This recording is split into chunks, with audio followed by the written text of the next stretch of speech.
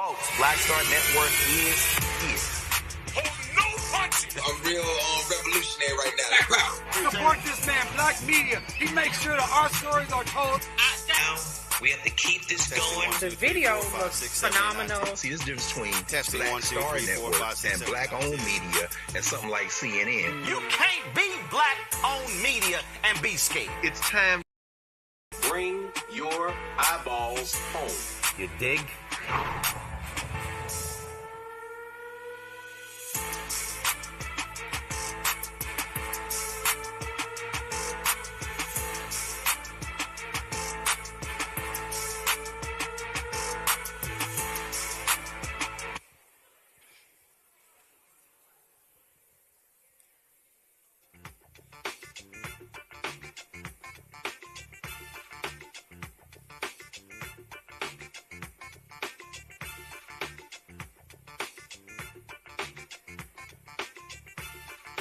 Testing 1 2. I need you down. You're in camera line. You're in camera.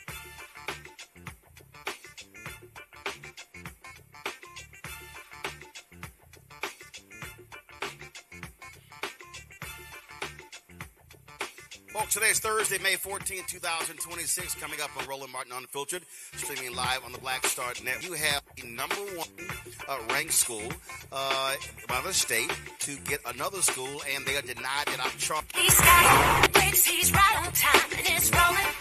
For bass. Too much treble, I need more bass.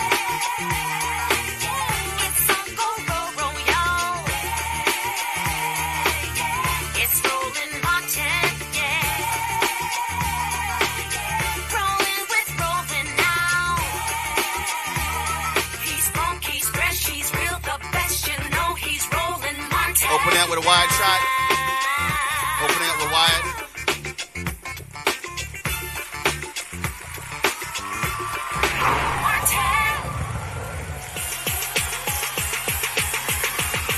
Folks, we are here at Cross Street AME Zion Church in Middletown, Connecticut.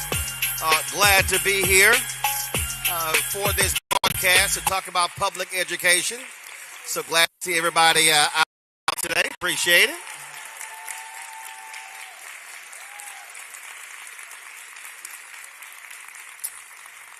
Certainly appreciate it, and I'm certainly glad to be here, folks. Anyone knows me knows that education is hugely important, often emphasized. We talk about it on this show. It's always been paramount. My parents made it perfectly clear that education was the most important thing for their 5 kids. And when we talk about where we are now, we've seen how education has shifted in this country. It's not just the sole delivery system of public education. We see the advent of public schools, private schools, charter schools, online schools, magnet schools, home schools, you name it. My position has always been the same. If it works, I support it. But if it doesn't work, then we should not be continuing doing the same thing over and over and over again. And again, there were a number of people, African American, who said, why are you doing this? Why are you supporting this? And I said, my position is simple.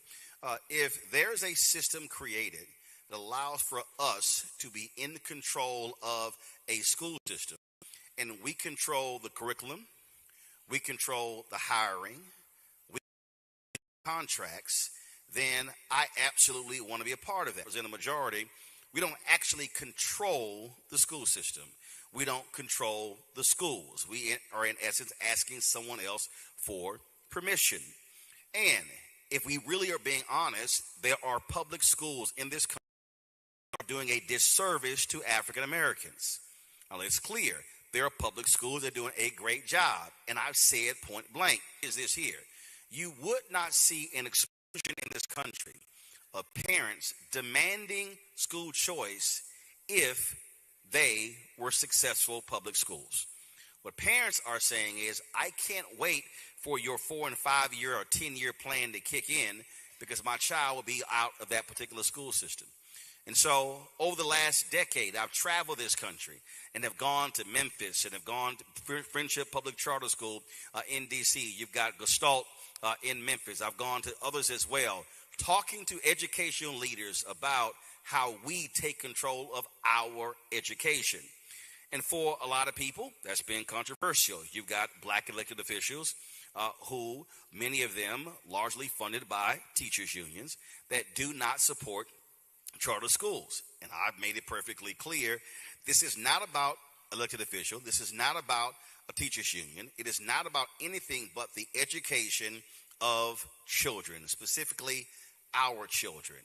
And we know, based upon the data, that when our children do not get a quality education, especially K through 6, they're more than likely to have bad outcomes as adults. You travel anywhere in this country, and you go to any prison system in this country, you're guaranteed to have upwards of 90% of those folks in prisons who are functionally illiterate. That means that they will not be getting the right education. If you go to a lot of major cities, I remember when City College of Chicago, we're spending $40 million a year on tutorials. Now that was tutorials Chicago. That right there speaks to the crisis they had in their school system. And we can see that salaries and their education involved in the criminal justice system, they're more likely to move on to go to college. If they don't go to college, still go on to other forms of education to be able to take care of their families.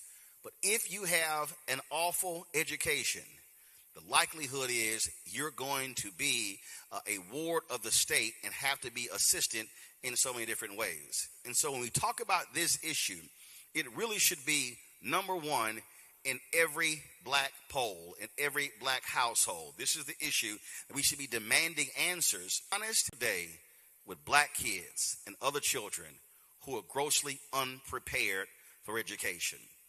Our kids are coming to kindergarten and first grade not being able to speak basic words that should have been the case when they were 3 and 4 years old. We're having kids being sent to school with developmental problems, with behavioral problems, causing so many issues. They're impacting the education of the other kids. And so this is about having an honest conversation about what is happening in our community, but also specifically what's happening here when it comes to how you can be a top-ranked school, how you can go through a process and living in this so-called MAGA world where it's about merit, they claim, how you can rank number one and still be denied the opportunity to launch another school. So the next couple of hours, we're going to talk with education leaders and community leaders here about this very issue and how we can properly organize and mobilize our community to make it clear to those elected officials who are state representatives, state senators, who are education leaders, even the governor, that if you don't do right by us, then we will do what's necessary to take you out at the ballot box. So with that, let's kick things off with the founder of Capital Prep, Dr. Steve Perry. Put your hands together for Dr. Perry.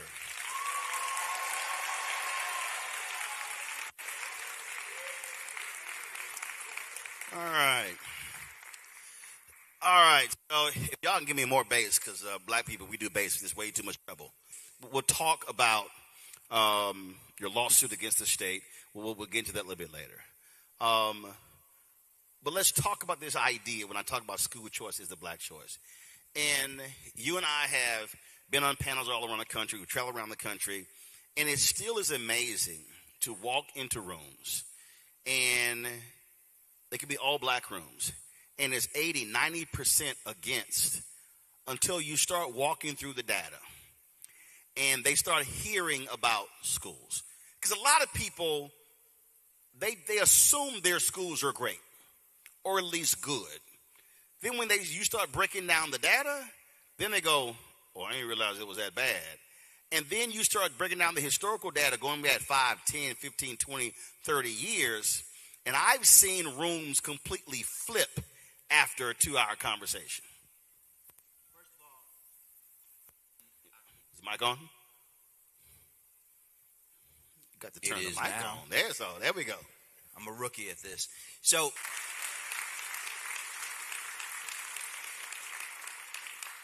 just beyond the doors of Cross Street AME Church is the housing project that I grew up in. And was in remedial classes all the way until high school. I never thought I was a smart person. And there were people in this community who believed in me and others like me and thought that we should be given an opportunity beyond our circumstances. There was no such thing as a charter school or a magnet school or anything of the sort. There were upward bound programs. That's the best that you could get. And for those of us who were given access to the upward bound programs, we were able to see that there was a world for us outside of poverty. You know, it's hard to know you're poor when everybody around you is poor, right? Everybody eats mayonnaise sandwiches, right? I can't stand mayonnaise. Yeah, well, oh my God. Oh Lord. Then you would have starved. So at least make it mustard. Go ahead. You got to listen. We would have got you a sugar sandwich. So what ended up happening was, as I've had the opportunity to go away to college and graduate school, I started to be in these places where I recognized that the people that were in those schools were not smarter than I was. They just spoke differently than I did. They may have conjugated verbs differently. They didn't think at a faster pace than me. And so when the opportunity presented itself to change the trajectory of some children's lives in Hartford by creating a school, we did that. A parent came to me at the end of our summer program, and she said, "Why is it that only rich kids get good schools?" Which I felt was an indictment. And I didn't have an answer. So we started our first school in Hartford 21 years ago. And for 21 years, we've sent 100% of our graduates on to 4-year colleges every single year since we started that first school. So along the way, Roland, I was, while we were running schools in Hartford and I was living here in Middletown, and you and I were doing the CNN thing and the other stuff that we were doing, our presiding elder, Elder Moses Harville, who you'll have the opportunity to meet a little later, he pulled me aside as only he can. And he said, "Can I talk to you for a second?" It's really not a question, it's really a direction. So I said, "Yes, sir." And because that's what you say to him. And he said, "You run in these schools and all these other places, but you're from Middletown. And your family's in Middletown. So why don't you open a school in Middletown?" It's really not a question, it's more of a direction. So it took a number of years for that to happen, so we did just that. Because as you'll find out later, if you took the African-American children in Middletown and they were their own district, they'd be one of the lowest performing districts in the entire state of Connecticut. Even the poorest school systems, African-American children outperform the kids in this community.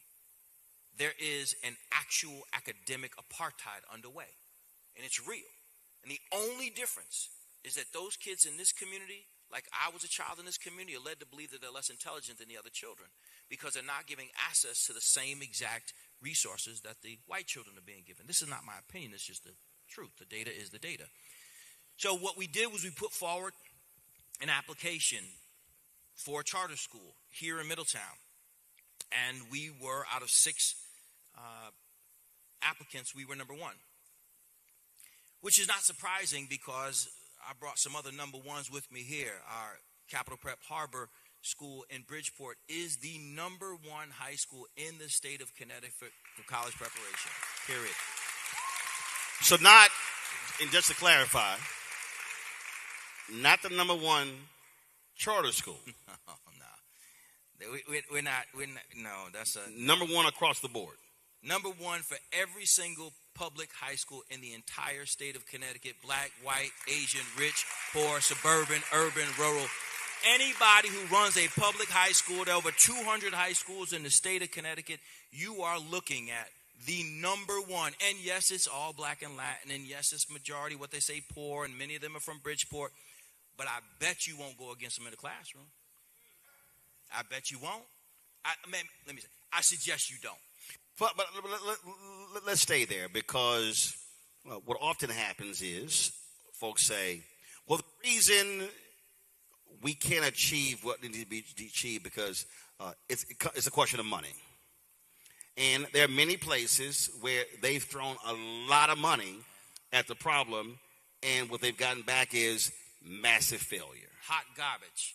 So I said that we're the number 1 high school in the state of Connecticut and have been for the past 3 years for college preparation, college and career preparation. We're also the lowest funded high school in the entire state. So you get the lowest amount of money. $11,525 a year. In Bridgeport, they get 18. In Middletown, they get 23.5. We get less than half of what they get, and we smoke them. Why? How is that possible? What are you doing that others clearly are not doing? I know it's impolite to say, but we just have a better school, fundamentally designed to produce a better result. What we did was we looked at what the wealthy, largely white private schools did. We literally replicated it down to its core. They had academic advisors. We got academic advisors. They had a 2-sport requirement. We had a 2-sport requirement. But the thing that they did that we found most compelling, and that really was, this is really what the difference was, when we went to visit the schools like Cheshire Academy, Choate, Watkinson, Loomis, and all those other schools that people are spending $60,000 for, not one child in that school was asked if they were going to college. It was assumed upon entry that they were going to college. If you ask any child here, to the youngest of these, if they're going to college, they might, if they would be inappropriate, they might look at you like, what do you, really? Don't ask me that question. Because the expectation has to be set. So we have a model that works better. And then in that model, we have people who just come to work. They work longer days. We tell our faculty, we call our teachers illuminators because we don't believe that they're teaching. We believe that they're lighting the way. So our illuminators work longer days, longer weeks, and longer years. So we have more time on task with people who are more willing to do it. And I will end this way. You mentioned the teachers union. One of the many things that the teachers union does is it takes the emphasis off the product, which is the better educated child, and puts it on the employees. It makes it about employment, not about outcomes. And so much of what they do is designed to create an easier way for them to go. They talk about class size, but class size, as they talk about it, is not necessarily the indicator of a better school. Catholic schools are historically large classrooms. Colleges, you could have 700 students in a classroom. We looked at what worked. We focused explicitly on the needs of the children, and as such created an opportunity for the children to be able to have what it is they have, which is love. So the final part of it, we genuinely love our children. To a child, they know, even when we get at them, we genuinely love them as our own flesh and blood. So I remember Steve Harvey said something that I found to be powerful. He said that when his father passed away, that he recognized that the only man who would ever want him to do better than him had passed on. I submit to you, every single one of my colleagues wants every single one of our children to do better than they have. They want them to live better. And one of the best examples of that is this. When you look at many of our colleagues, I'm not just Capital Prep founder, I'm also a parent. Both of my sons went to Capital Prep. So when these other folks are running around here talking about my school, our school, no, they mean their job. They don't mean their school. This is for real, my school. This is for real. But don't you also have an expectation for your parents? So, if I could be frank with you, not really. Dr. King said that a school should be so good that you cannot tell who that child's parents are. Which means that our outcomes can't be bound by the fact that if their parents have taken calculus or college classes. Most of the children you see in Blazers have already taken college classes. So no, we don't have some sort of contract that we sign with our parents that says that you got to come to this many events. If they come, dope. If they don't, dope. We'll see them at graduation. It's cool. We'll take them.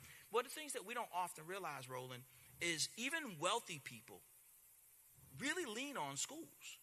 And the wealthiest of people will send their children to elite boarding schools. Yep. So we can't board them, but we keep them pretty late. Like, we do all we can. We keep them at least 6 days a week, and for as long as we can keep them. So I never want a child's future to be limited by the challenges of their parents. It just doesn't seem right. I love Middletown, and I genuinely love my hometown. People love their hometown, but I really dig Middletown, and I really do. And this community raised me to give back. It was clear.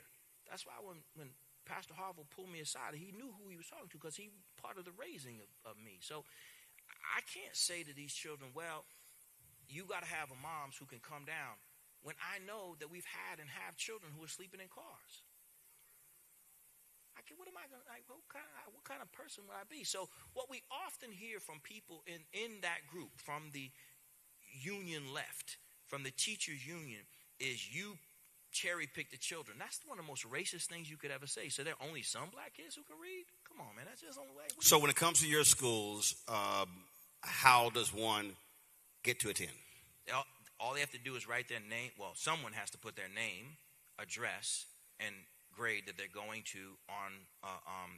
It's not even an application. They just have to put their name on it. They enter a lottery. They're randomly selected.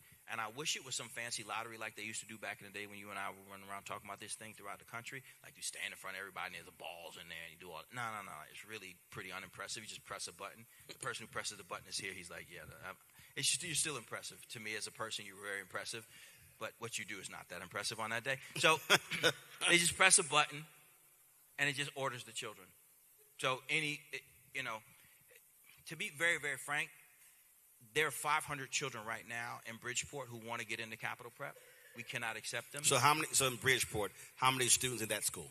So we have 786. In the grade levels? Kindergarten to 12th. K through 12, 780 in Bridgeport. Mm-hmm.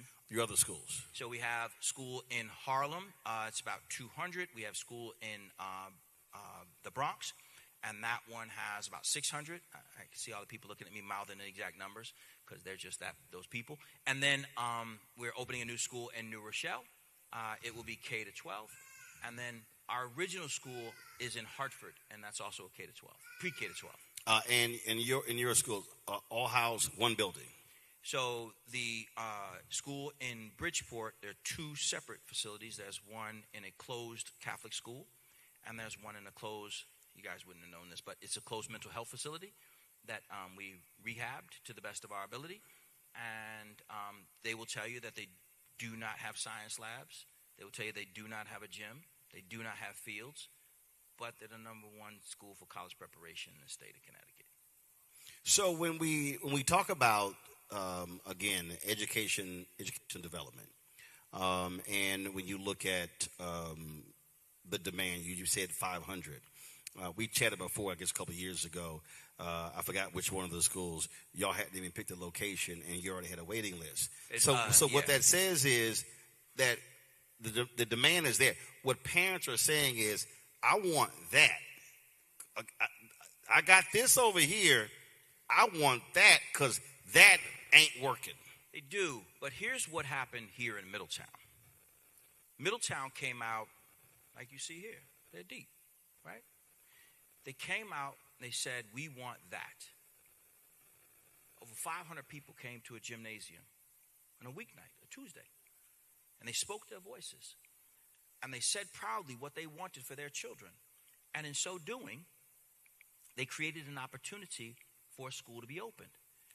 And in the dark of the night, at 11:48 p.m., the state senator, who is deeply connected to the teachers union, and the teachers union president, who's also a state senator, decided that they were going to take the money out of the budget for the school. They had no meaningful opposition to the school, none at all, and even went so far as to try to get us, before doing that, they tried to get us removed from the Board of Education agenda, so they wouldn't even allow us to be voted upon. This is why what's important is because this person, his name is Matt Lesser, he is a person. What's his title? He's currently state senator. He's the state senator for this. He's a state area. senator for this district. So I just want to be clear. So the state senator for this city blocked the network with the number one public school for college prep in the state. He absolutely did. To open a school in his district. Not only did he is still. So there's $4.5 million that was supposed to come to Middletown to create a new school, to replicate a school that's among one of the most successful in the state's history, in our hometown, that is widely supported by the community. And for reasons that only he knows, he has worked the back channels and has gotten the money removed from the budget. Now, that's an illegal act, and that's why we're suing the state. But the point is that even when you have, and we teach our children this, even when you have the best application and the highest performing school, our children will tell you, I said this to them just yesterday, you still got to be twice as good. I said to them, if I'm going to be the only person who tells you this, you got to still be twice as good. It's not enough for you to be the best. You got to be twice as good because somebody can come behind you and do dirt. And so that's what happened. Why we're here today, instead of being here celebrating the second graduating class, which is what we should have, we're still fighting for a school that we earned. They earned it. So the money was allocated in the budget. The money was there. The money was allocated by lawmakers. The money is still there. It's not. I appreciate you asking the question, and I only make a slight correction because tense is important. The money is still in the budget. The money is still available. This is a decision that the state legislators have made to use the state's budget as their own personal cupboard. And quite frankly, to go against the will of the people. The people have spoken. The people who also pay taxes. The people who also pay taxes, and I dare say, who at one point called this gentleman an ally. Right? Call him an ally. But you know somebody's a real ally when you want something that they don't want to give you. You get to see really where their heart is. So we're here because of this.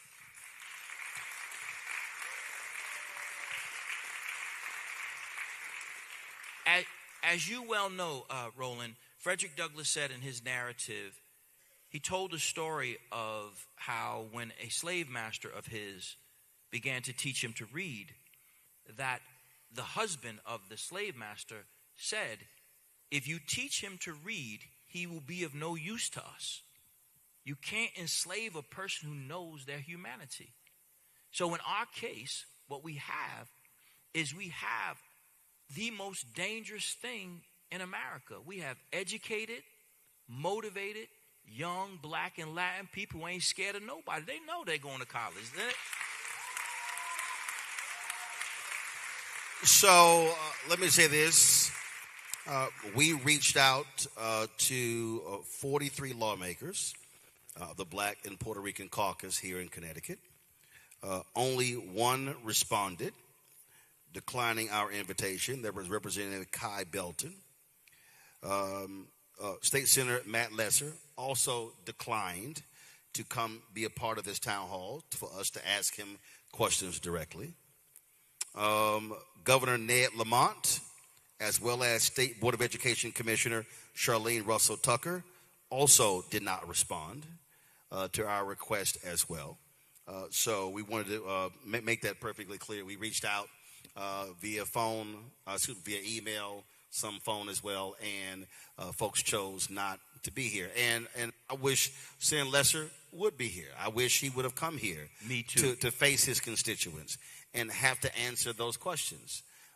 Because for the life of me, I don't understand how you can be a state senator, and this is your district, and you look at the data and what it says, and we're going to go over in our next segment. Because I want to be very clear for the audience of what the data is for the education of black kids in this city, and deny the opportunity for a highly successful network to come in. I mean, if I to use a sports language, but that's like saying, oh, I've got a football program and I got an opening up, and so I heard Nick Saban wants to come coach, but nah, I don't want Saban to come coach. I don't want Eddie Robinson to come coach. Let's just go find somebody else. That's just the dumbest thing in the world.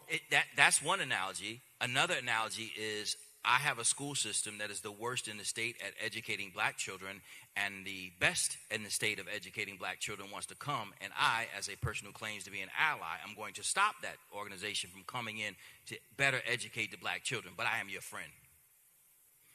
It is, frankly, it's illogical, but it's also diabolical. And the thing for me, and the thing that I have said all across this country, is that if this is where the power of the ballot is so important. Because what I'm always trying to explain to our audience and others, that you have to connect policy, community outcomes with the ballot. Because the individuals who are in public office, governor, state rep, state senators, bureaucrats, county commissioners, city council members, school board members, DAs, judges, up and down, those folks are spending billions of dollars, taxpayer dollars, that are supposed to be for the benefit of the people of that state, of that community, of that neighborhood, of that county, of that city, of that parish, depending on what way you live and what you want to call it. And their job is to be proper stewards of the people's money, and their job is to be responsive to the needs of the people.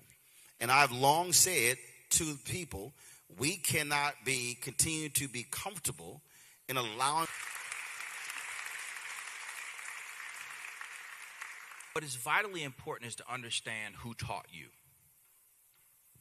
The overwhelming majority of us were taught, in large part, by one race and one gender. White women by and large. Doesn't make them bad people, it just makes it the truth. Depending upon where you grew up. And by and large. I was born and raised in Houston. Okay. So I had black people. So let's stay there. Oh, but wait. With a sprinkling of white women, but I had black people. But watch and see this. Watch and see this. Congratulations. The people who chose your curriculum were not those same black people. It is the reason why many of us grew up believing that George Washington was a hero, not an owner of over 300 souls. It is the reason why we believe 300 enslaved souls. Enslaved souls. It is also the reason why many of us have been led to believe that those teeth that he had were wooden. They were not wooden. He knocked the teeth out of a human being and took them out of his living mouth.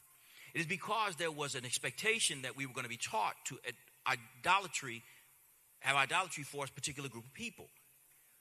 Not only is Capital Prep number one in terms of its academic performance as it relates to college preparation, we're also typically one or two in terms of the percentage of African American faculty who we hire. So we're not just African American and Latin children. We're not just performing well academically, but we're doing so by having our community be in a position to determine not just what is taught, but who is teaching it. And that's why when I open at the top, when I talk about why it's important to be able to control the system. When you look at the numbers across this country, less than 2% of all teachers in the country are black males. Yet when you look at charter schools, especially those that are black-run charter schools, it is a much higher percentage because they are determining who gets hired. And whenever I bring that up in these sessions, I remember I talked to, it was a group, I was in Nashville, and it was a group of black school board members. And when I go into the room, and it's probably 80-90% completely against school choice as the black choice. 45 minutes later, it was a standing ovation because so many of them had no clue on how this works. They were school board members. Some of them were charged with authorizing charter schools and had no clue about curriculum, teachers, contracts, all of that. Because, and the reason I framed it that way, because I need people to understand education is not solely about what happens in the classroom. It is the entire ecosystem. I want to stay there. Many people will say, why do you have to get political? Just talk about schools. The most political thing that you have is a school. It literally determines the power of the next generation. And in this community, when I grew up, I had from kindergarten to 12th grade one African-American faculty member. And he's here. Mr. Saunders is here.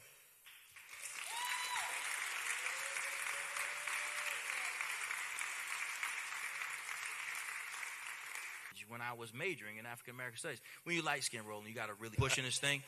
So this might be one of the only places that people do know, in fact, that I am black without me saying it.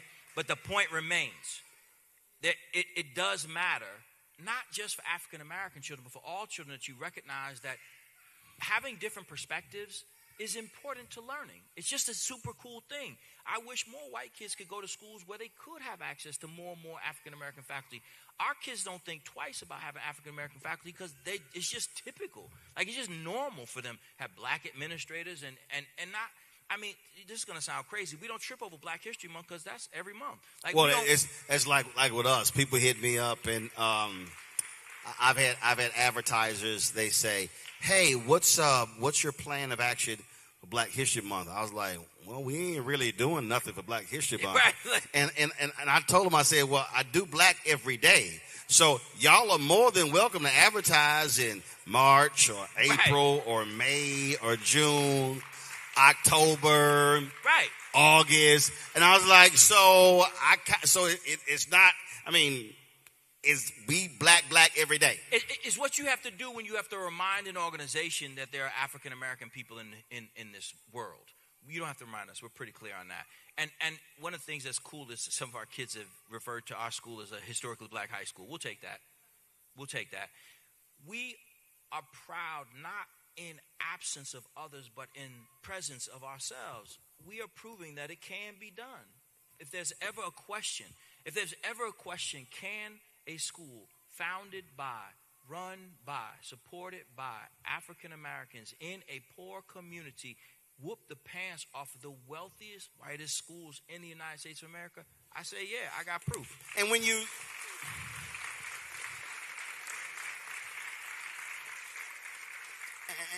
and when we talk about looking at it, a lot of this is also looking at this totally different. I had Sean Hartnett on my show, and here's a brother who was working in a traditional public school and in a black neighborhood, and these black boys were failing in math and science. They're failing. Sean decides to start his own public charter school for black boys. So the exact same black boys who were in this school and they were failing across the board, they go to his school, and all of a sudden they're soaring in math and science, and they are loving math and science because he saw how it was being taught and why it was failing. And what I said to me, and I say the exact same thing for anybody in this state, if you're failing and you're succeeding, do what you did what you said. You started the white private schools. Study what they're doing. What we did. Replicate what they're doing and try to achieve the exact same thing. And for the life of me, that's somehow this hard, difficult thing for folk to get. Well, it's not. No. But they make it hard, which is dumb to me. Well, so the reason, let's be crystal clear. You and I are having a conversation about putting children first. The teachers union has zero interest in putting children first. They just don't have any. And they use children as shields in order to get more money for systems. Actually, I'm expanding to public officials. They stand on the floor. They proclaim education matters. They have debates. They go around, they say, but I don't listen to what you say. I watch what you do. That's it. And if you are voting against the interests of children and the proper outcomes, you are not an education advocate. You are not an ally. And in fact, I will use another language. You are actually my enemy. All day. And that's really, you and I are having a conversation, and many of the people here are struggling to reconcile. How do you take the school that got the highest score on the application and deny them, How do you take the highest performing school in terms of sending children to college, and they're one and the same, and deny that in a community that has some of the lowest performing African American children, if you have children as a goal? And the answer is because our teachers are not in the union, meaning that our teachers' wages are not garnished automatically by an organization that says that they represent them. So because our teachers don't pay into a union, just like you've seen throughout history, they're the same groups who for generations would go in. If you were the people who you were laying concrete and your people were not paying kickbacks to that group, they would come and tear up your concrete. That group is the same as the teachers union. What they do is they want to organize the school, which means they want to garnish the wages of every, and garnish means take money out of every single person's paycheck every single time they get paid. Our teachers have said, we don't need that. We work in a place where we can talk like grown people and we can negotiate our own circumstances and we can be in a better position. We're treated like people who are respected, so they don't want that. So it's not that we're taking what they would consider resources from the district. What we are doing is we are not allowing them to charge our teachers. It's because that's the only thing that this is about. This has nothing to do with kids.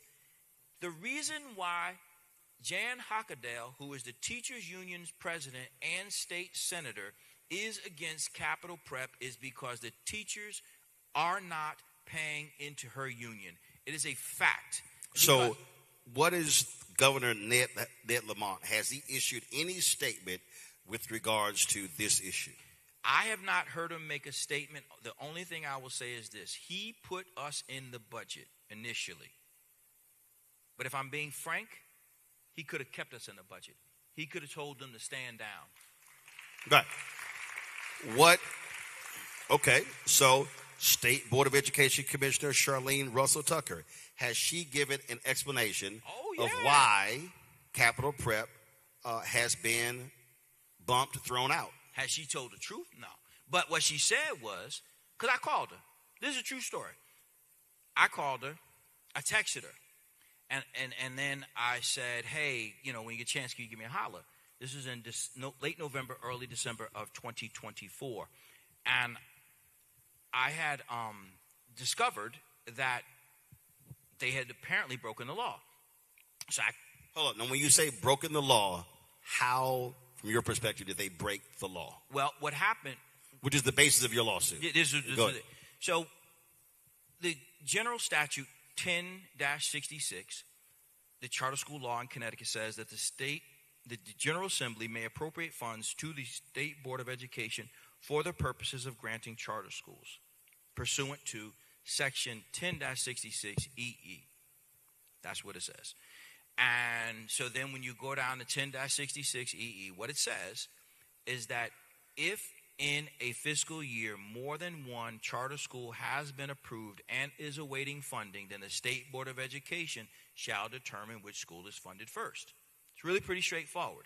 So if the state gives money for charter schools, then the way that you decide which school gets funded first, if it's not enough money for all of them, is just like every other RFP. And those who are not familiar, an RFP is called the request for proposals. I talked to my children yesterday. It's like an essay contest. You win the essay contest, you get the prize. It's really simple. So if you put in if you responded to an RFP for DPW and it was to lay concrete and your company was the number one lowest bidder, then you would be given the contract to lay the concrete. Well, in our case, we won. We got the highest score, which means that... Well, when we say highest score, they establish a criteria. 100%. So the State Board of Education establishes a criteria to which we had to write a document that was about 1,000 pages. And it went through all of our design elements. It talked about what we do and how we'll do it, and talked about our experience in running schools and what we can do and yada, yada, yada, and the need in Middletown. So not only did we win because of the design, but we won because the need in Middletown was so great. Now, I want to really understand, Capital Prep Middletown was the one that was selected over Bridgeport, over New Haven, over some of the poorest cities in the state. Middletown got selected to have a school because of the disparity between white children and black children. It's pretty crushing when you think about it. It literally is apartheid. So I contacted the commissioner and I said, hey, can you give me a call when you get a chance? She had always told me that if I have Commissioner Charlene Russell Tucker. Commissioner Charlene Russell Tucker, State Department of Education, a woman who's phenotypically black. So she put her photo up. So she texted me. She called me back. It was around 8:00 that night, and I said, "Craziest thing, sis." I said, "I think y'all broke the law." And she said, "What do you mean?" I said, "I know it sounds crazy, right?" So I sent her the law, and I said, "It says here that the State Board of Education is supposed to pick which school is funded first, but you allowed some state legislators to go in and take the money out, and that's not what's supposed to happen." I said to her, so here's it. She said, "Send it to me." So I sent it to her, and she said, "Wow, that is what it says." I said, "I know." So she said, well, I'm going to call you tomorrow for a meeting.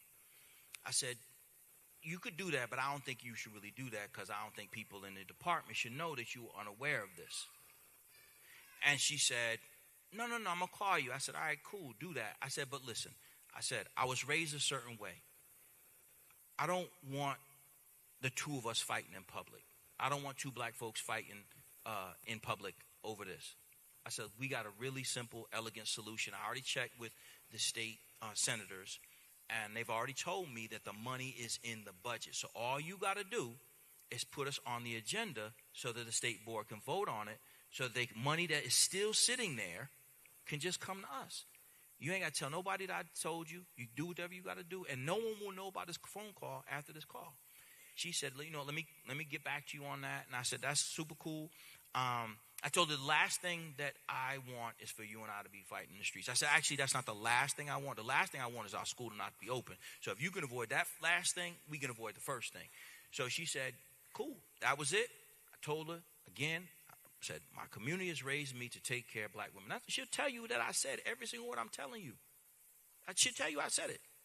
I said, "I don't want this to be about you and me." I said, because your department selected Middletown as an alliance district, which in Connecticut means it's one of the lowest performing districts in the state. So y'all did this, not me. You knew that they were low performing, not me. You picked us to be number one, not me. So it seemed like this is simple. She said, "Cool, got it." So we were supposed to have a meeting on that Wednesday. She ain't called me. It's cool, Not the first time a girl hasn't called me. Then it was Friday and Thursday came. She ain't called me. Okay, cool. So I was up at the state capitol state Board of Education. And then she says, "Can you meet with us and your attorney on Monday?" I was like, "See, here we go. Now you want to do it this way. You ain't got to do it like this. Like, just don't do it this way. Like, let's just be decent human beings. I've given you an elegant solution. You already have the money. You see what the law says. It is what it is." So we got on the call, and she's going back and forth, trying to hit us with the flim and the flam, playing in our face. And so at one point I said that this meeting is going really long. You broke the law. Let's just move on. And so one of our attorneys said, can you tell me what the State Board of Education shall determine which school is decided first? Can you tell me what that means? If it doesn't mean that the State Board of Education shall determine which school is funded first. If the State Board of Education shall determine which school is funded first doesn't mean the State Board of Education shall determine which school is funded first. What does the State Board of Education shall determine which school is funded first mean? Their attorney said, "We're done." Ended the meeting. So since that time, we've tried to sit down and talk to them. They didn't want to talk. So I did exactly what I said I didn't want to do. I contacted some people with long bread, and I said, "Hey, can y'all support this lawsuit?" They were like, "Bet. You ain't said nothing but a word. So let's go." Have you talked to and heard an explanation from State Senator Matt Lesser? Put his photo up. I tried to talk to him. It's on video, me trying to talk to him. He stumbled and stammered. I asked him why he was doing this. And he said that he wasn't going to do it.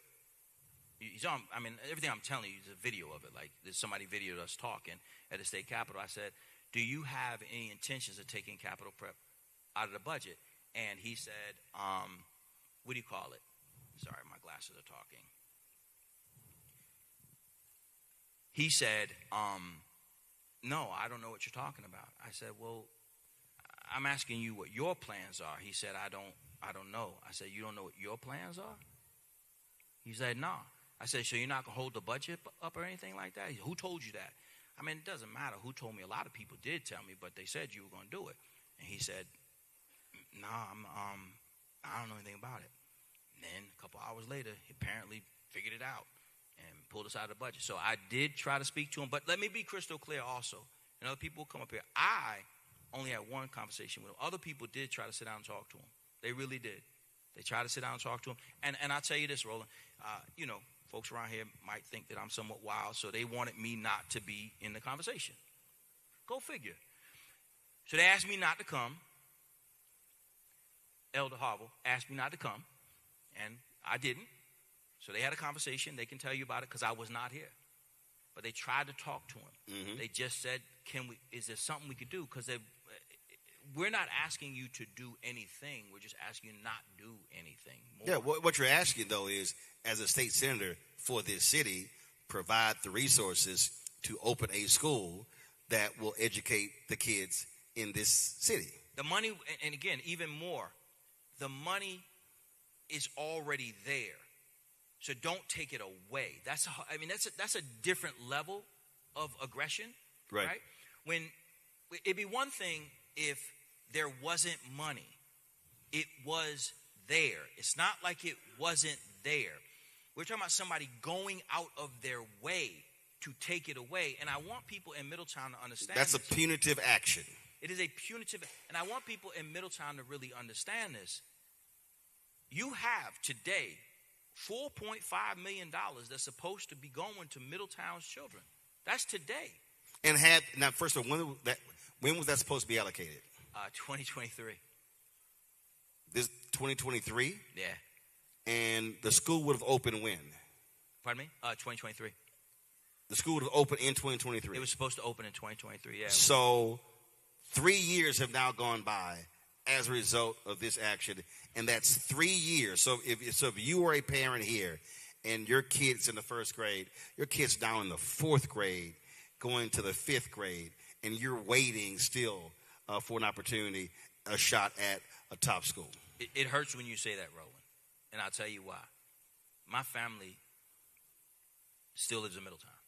Like, that actually hurts me because these are my people. And this is not a political game for me. These are my families. These are people I've grown up with. These are aunts and uncles of people who take care of, people who made possible for us to have. There's so many people whose faces I see that I grew up with. We struggled together, all of us, trying to find a way to make a way. And if I could give back to them, like if I could be part, because it won't ever be me. I'm not even the full founder by myself. If one of our founders is here, like we did this as a team, as a family. They have, like, people my age, we got grandkids in some cases, and I should be in a position to support my family. This dude is literally, because our teachers won't pay union dues, stopping children from having access to one of the best schools in the United States of America. Why would you do that? To what God do you pray with? You can feel comfortable knowing that you've done that. This is not about politics for me. It's about children. I don't make any more money because we get more schools, and quite frankly, I make less because I got to drive further and further. The Middletown school is going to be 2.5 hours, almost 3 hours from our Harlem school. The school day is only 7 hours. That means that I'm up at 3 o'clock in the morning, where I was only up at 4 o'clock in the morning before, just to get between the schools. But our children in this community are worth it. Why would anyone do that? We're going to go to a break. We come back. I want to go over the data to walk folks through to understand how dire the education situation is here in Middletown, specifically for African Americans. Folks, you're watching Roland Martin Unfiltered on the Black Star Network, live in Middletown, Connecticut. We'll be right back.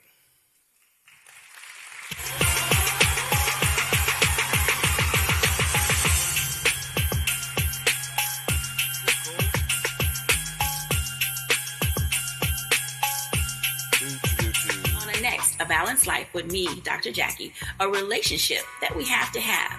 We're often afraid of it and don't like to talk about it. That's right. We're talking about our relationship with money. And here's the thing.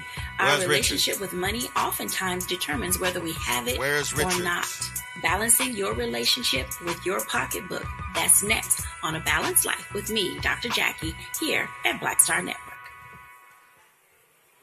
With medicine and science under attack, I want to keep you and your family informed and healthy. I'm Dr. Ebony Hilton, and I knew at the age of 8 that I wanted to be a doctor. So I studied hard and became the first African-American female anesthesiologist hired at the Medical University of South Carolina since its opening in 1824. And I always say I was made into a doctor, but I was born to be a mom. And as a new mom, wife, sister, daughter, and friend, I understand how frightening a medical crisis can be. I care for individuals on some of the worst days of their lives, and it's my mission to provide you with a safe space to gain clarity on issues affecting your mind, body, and soul. I recognize that there are health disparities, particularly as it pertains to race, and I want to help bridge the gap between you and your healthcare providers. Join me every Thursday for Second Opinion on the Black Star Network, where each week I'll invite experts from various medical fields to share the latest health news. We'll discuss topics such as the vaccine debate, mental and sexual health, medical bias, infertility, menopause, andropause, nutrition, and aging. Together with my medical colleagues, we aim to provide you with a second opinion. Don't miss it, Thursdays only on the Black Star Network.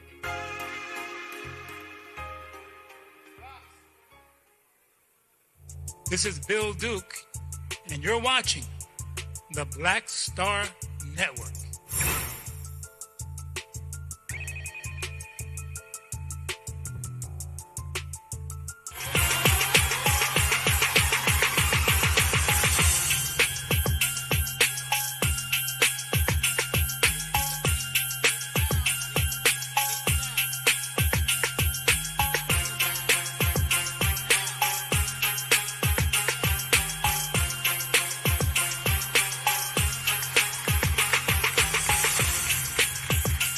Folks, welcome back. Cross Street AME Zion Church here in Middletown, Connecticut.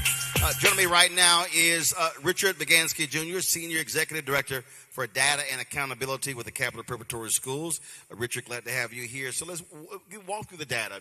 How many students are here in Middletown schools? How many students? Over 4,000. 4,000 students.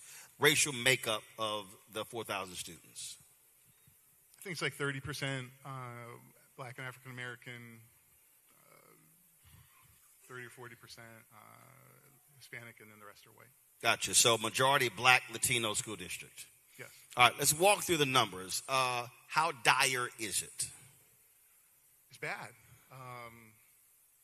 You mentioned earlier in the show something about looking at data and going back 15, 20, 30 years. And so the data that I looked at for tonight and basically for all the comparisons for the state that we put together is looking to start from when Capital Prep and Bridgeport started, which was 14, 15. And so if we take a look at the last, and again, like the challenges are is that it's not just at the elementary and middle school level, it also bleeds into the high school. So since that time, there have been... So K all the way through 12.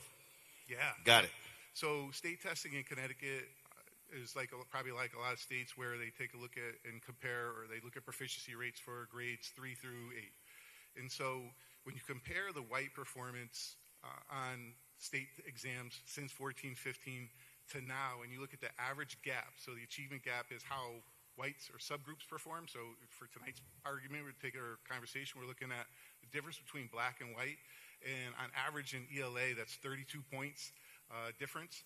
In terms of proficient percentage, and in math, it's 30%.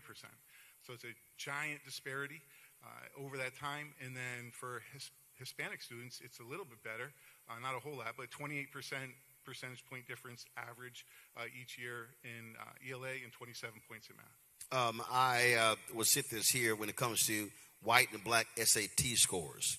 152 points, white and Hispanic 149 points. Yeah, that's the average difference over that time span. So it's from 14-15 to 24-25. 152 points difference in average SAT scores, and for black and African Americans, and then for Hispanics, 148 points. So, I took a look at some website that says, okay, if you put in this SAT score, it'll open up, or it'll show you what are the schools that you would be able to apply to, or that your SAT score would fall within the window of their eligibility. And for the white students who average in Middletown over that time frame about 991 on their SAT scores, they have the opportunity to apply to or 680 colleges or so. Or that yeah, I have it. So white students they would have 621 college options. Right. So 621 colleges fit that. The 991 fit within there. And so when you look at the black and African Americans, black SAT score will be 838. How many options? I think 70, 78. 78. Yeah. For Hispanics, 841, 94 college options. Yeah. So white college options, 621. Hispanic college options, 94. Black college options, 78. That is huge. Yeah, and if you looked at the list of the colleges, and I did, and I'm not going to disparage anybody because I'm sure some of those colleges of those 78 are fine institutions, and I'm sure they're doing the best they possibly can. But I honestly hadn't heard of most of them. Like, never heard of them. I've been working in Capital Prep, for 20 years. So that says a lot about what those options are, and none of them are in state. So if you go to school in Middletown and you're really close to your family because your support network is here, and that's what your family is relying on you and you're relying on them, like, you don't have the option to go to school in Connecticut if you go to school here. Everything was like in Mississippi, Oklahoma. Those are great states, I'm sure. I don't want to live there, but I think that I don't know how many of our folks want to go there away from everybody unless they already have family. Well, not just that. You also have to factor in going there, out-of-state tuition, travel, back and forth. There are a host of other issues that come in, economic issues that are in play. Let's talk about, again, when we look at the data in terms of how Capital Prep outperforms other folks. Explain Capital Prep Harbor outperforming Bridgeport on the ELA. So first of all, I hate acronyms. So what is the ELA? So the tests are broken into two parts. ELA stands for English Language Arts, and then the math is obviously math. So when it comes to Capital Prep Harbor, outperforming the host district Bridgeport, how many years? All 8. 8 out of 8 years in ELA, 7 out of 7 years in math. Yes. Harbor performing better than Middletown. 7 of the 8 years in ELA, 7 of the 8 years in math. 7 out of 7 in math, just because our first year that we existed in math, the data is suppressed. So all the data that you're accessing or referring to is public data. It's on edsite.com or edsitepublic.com. So everybody can look at it. And so because the data is suppressed, I didn't want to put numbers there that people weren't going to be able to compare and then have them come back and say, well, this isn't accurate. So it's a star, and star just means that the numbers just are pull so the microphone a little bit closer to you so they can hear you. All right, sorry. I don't have to do this a lot usually. It's all good. I'm used to it. No, that's why you hold it right below your chin. Yeah. And you'll get better audio. I just wanted to put that out on the record that I don't usually have to do this type of stuff. That don't mean nothing to me. I understand that. Tonight you got to do it. And I'm here.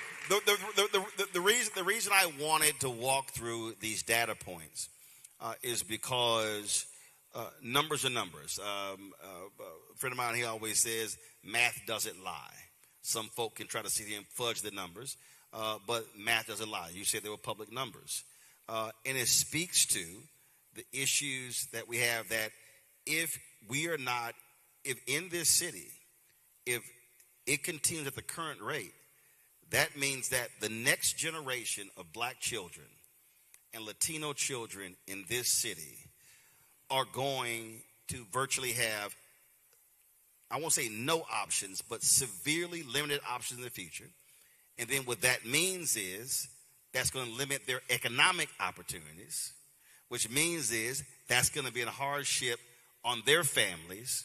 And then if that continues, that means their children are going to come through the exact same school system, have the exact same hardship, and now what we've done is created generational poverty solely based upon how they're being educated. That's what these numbers show.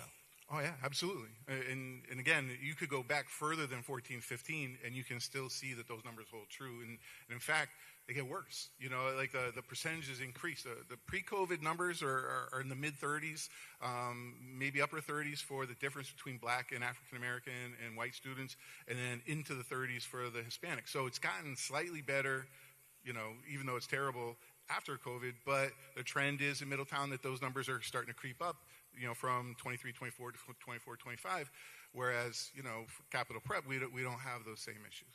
I mean, we're taking the same kids.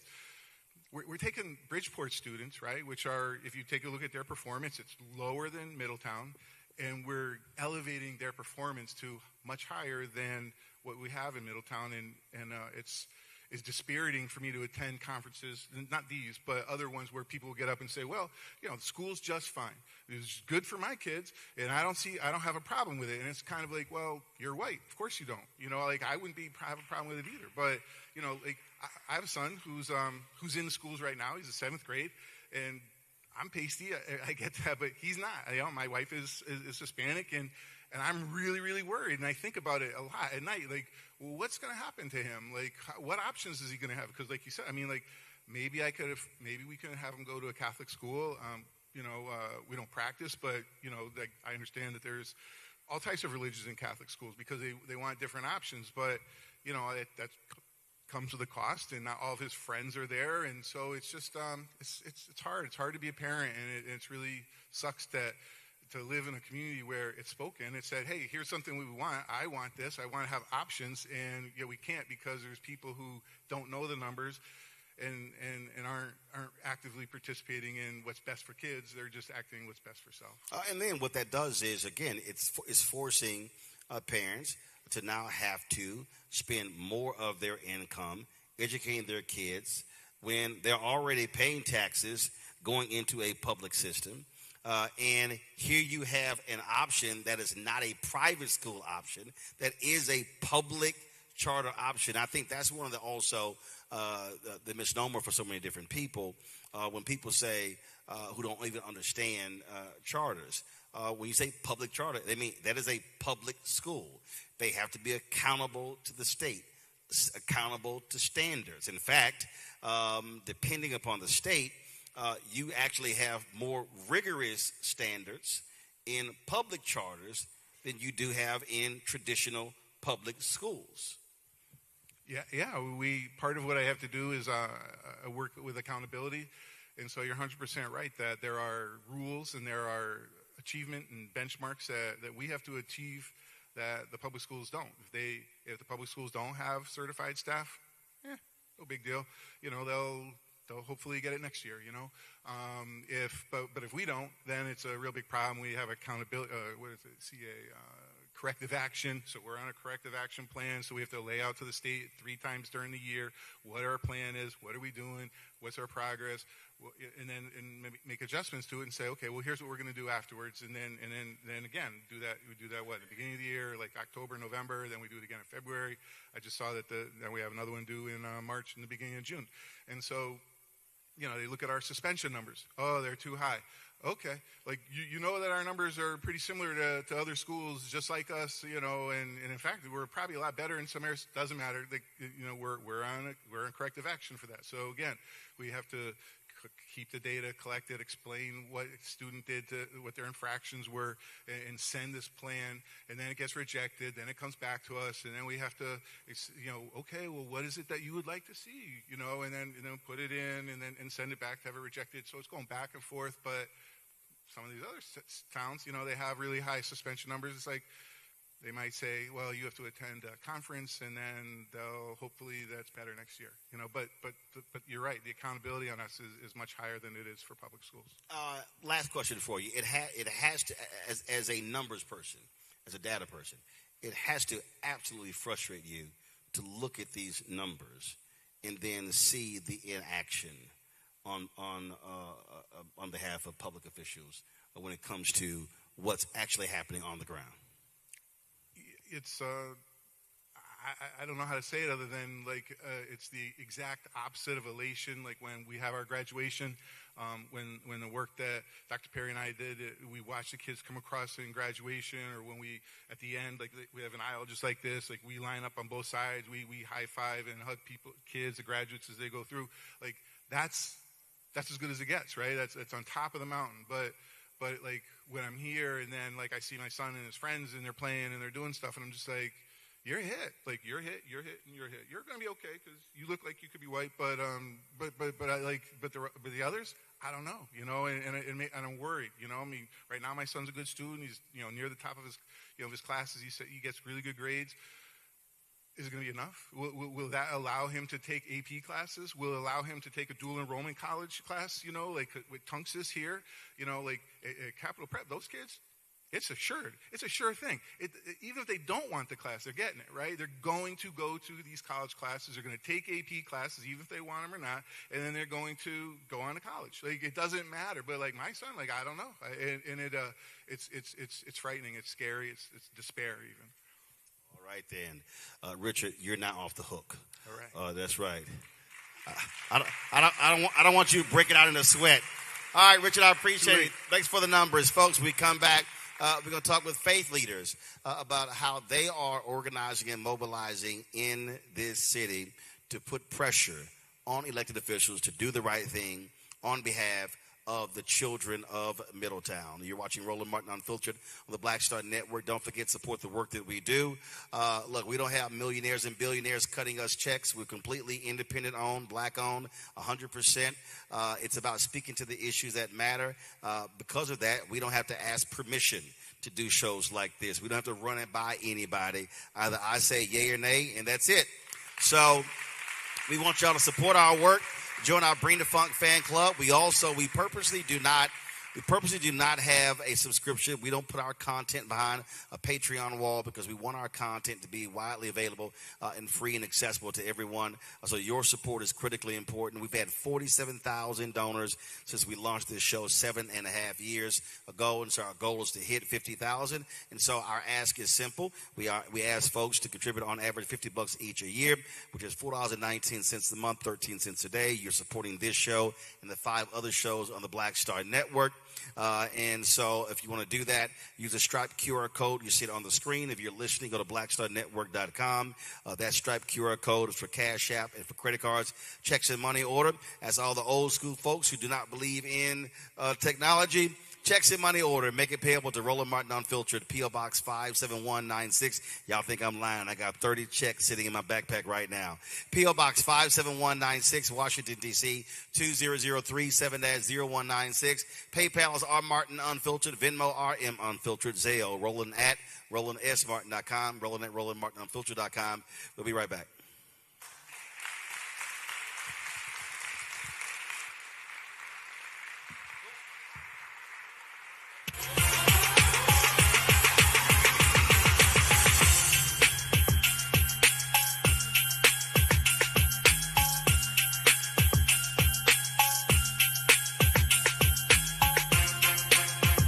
Trying to erase black political power since Reconstruction. Now the Supreme Court is helping them finish the job. First came Shelby County versus Holder in 2013, the ruling that gutted the Voting Rights Act. Then came Brnovich in 2021, another ruling, another piece torn away. Now comes Calais, the case civil rights leaders warned could cripple the last major federal protection against racial vote dilution, and within days, Tennessee eliminated its only majority black congressional district. Louisiana, South Carolina, Alabama. The same strategy is spreading across the South. The old Jim Crow used poll taxes and literacy tests. The new Jim Crow uses gerrymandered maps, voter roll purges, polling place closures, and court rulings that make black communities politically invisible. But this story doesn't end in a courtroom. It moves to Selma. May 16th is a national day of action. Faith leaders will gather at the Edmund Pettus Bridge at 9 a.m. A mass rally follows at the Alabama State Capitol from 1 to 5 p.m. 1965 was Freedom Summer. This is Freedom Summer 2.0 because they are still trying to erase black political power, and we will not bow.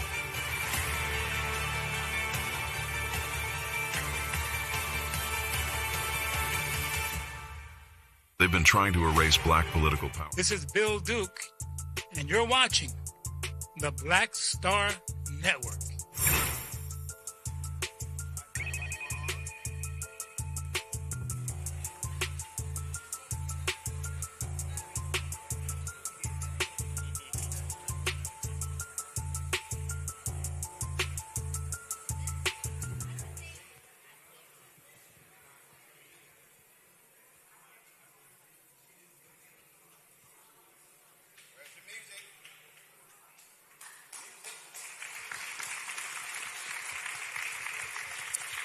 All right, folks, welcome back. Cross Street AME Zion Church. I want to now introduce our next panel. Bishop William McKissick, President, Middletown's Interdenominational Ministerial Alliance. Give it up. Reverend Robin Anderson, Pastor, Cross Street AME Zion Church. Moses Harville, Presiding Elder, Hartford District, New England Conference, Northeast Episcopal District. All right, so glad to have all three of you here. Let's talk about, obviously we've laid out in terms of the need with what's happening in this city. How are faith leaders addressing this issue, and how are they utilizing your pulpits to put pressure on political leaders to step up, to do what's right for the benefit of the children of this city? Because the numbers that we just went over, those numbers are absolutely scary. And I'm telling you, we have to understand, you can look at those numbers and you can project future incomes. You can look at those numbers, and we already know states across this country, they base prison plans upon test scores in elementary school. And so we're trying to avoid those things. And I would rather spend money on the front end than on the back end. So what's happening in this city, and what has been the response? Elder, I want to start with you. Steve mentioned, you said in the meeting y'all had with State Senator Lesser, what happened in that meeting? What did he say? I am the Moses Harville that Dr. Perry spoke about, that spoke with him as well privately, and said that we need to have another choice of school in the city of Middletown. And I still believe that today. In that meeting, yes, still do. In that meeting, we discussed, number one, why he did not agree with having a school here in the state of Middletown. We never received an answer, per se, and then I've had my own opportunity to speak with him privately. He understands where I stand in regards to it, and I just wish he would also say how he stands. So this is where I'm confused, okay? Either you support it or you don't. That's it. And Absolutely. if you don't, just say why.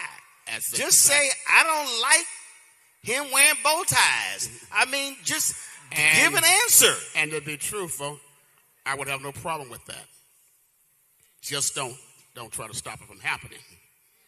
I have no problem if you desire not to have it here. But don't stop it from happening in the city, because we desire for it to happen in the city of Middletown, the capital prep. So yes, I can still just be truthful, and I'm fine with that. But we will not let up. So what we're doing, we won't let up. We won't. And we won't shut up either.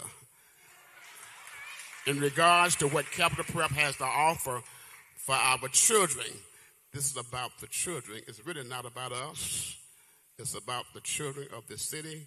They have better opportunities, and that is what we're fighting for. I'm from Birmingham, Alabama. I know about struggle. I know about challenges. And I know about opposition. But we do not give up. For a good cause like this, no, we will not give up. For a good cause like this. So, yes, we're going to keep fighting, and we're going to push. We're going to push. That's pray until something happens and work as well. Well, Robert, I believe in two types of push. I believe in pray until something happens, and then the something happens part means push you out of office. And the reason that has to be put front and center. I'm born and raised in Houston, and 2022, there were George Floyd gets killed in 2020. Then in 2022, massive right-wing backlash. Election, Moms for Liberty, running folks in school boards across the country. They begin to ban books. They took over school boards, started firing black superintendents. That began to happen all around the country. A lot of places, conservative communities. But over the last two cycles, what we have seen is we've seen folk throw those folks out of office. We just had various school board elections in the Dallas-Fort Worth area and in conservative parts of town. They were voted out of office.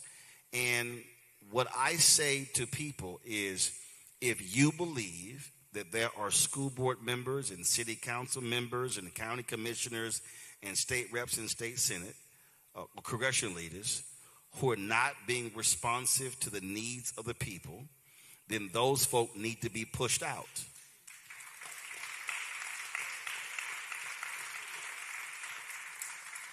What are you hearing from other ministers in this city?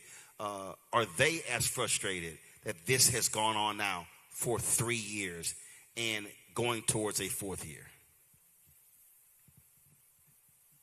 That's you. Yes, sir. Only one rabbit on this panel. I think everyone, what I've seen is that the ministers here in Middletown have continued to mobilize and also have continued to speak out, on the fact that we're not going to stop until we have the Middletown Capital Prep School right here in Middletown. It is the right thing to do.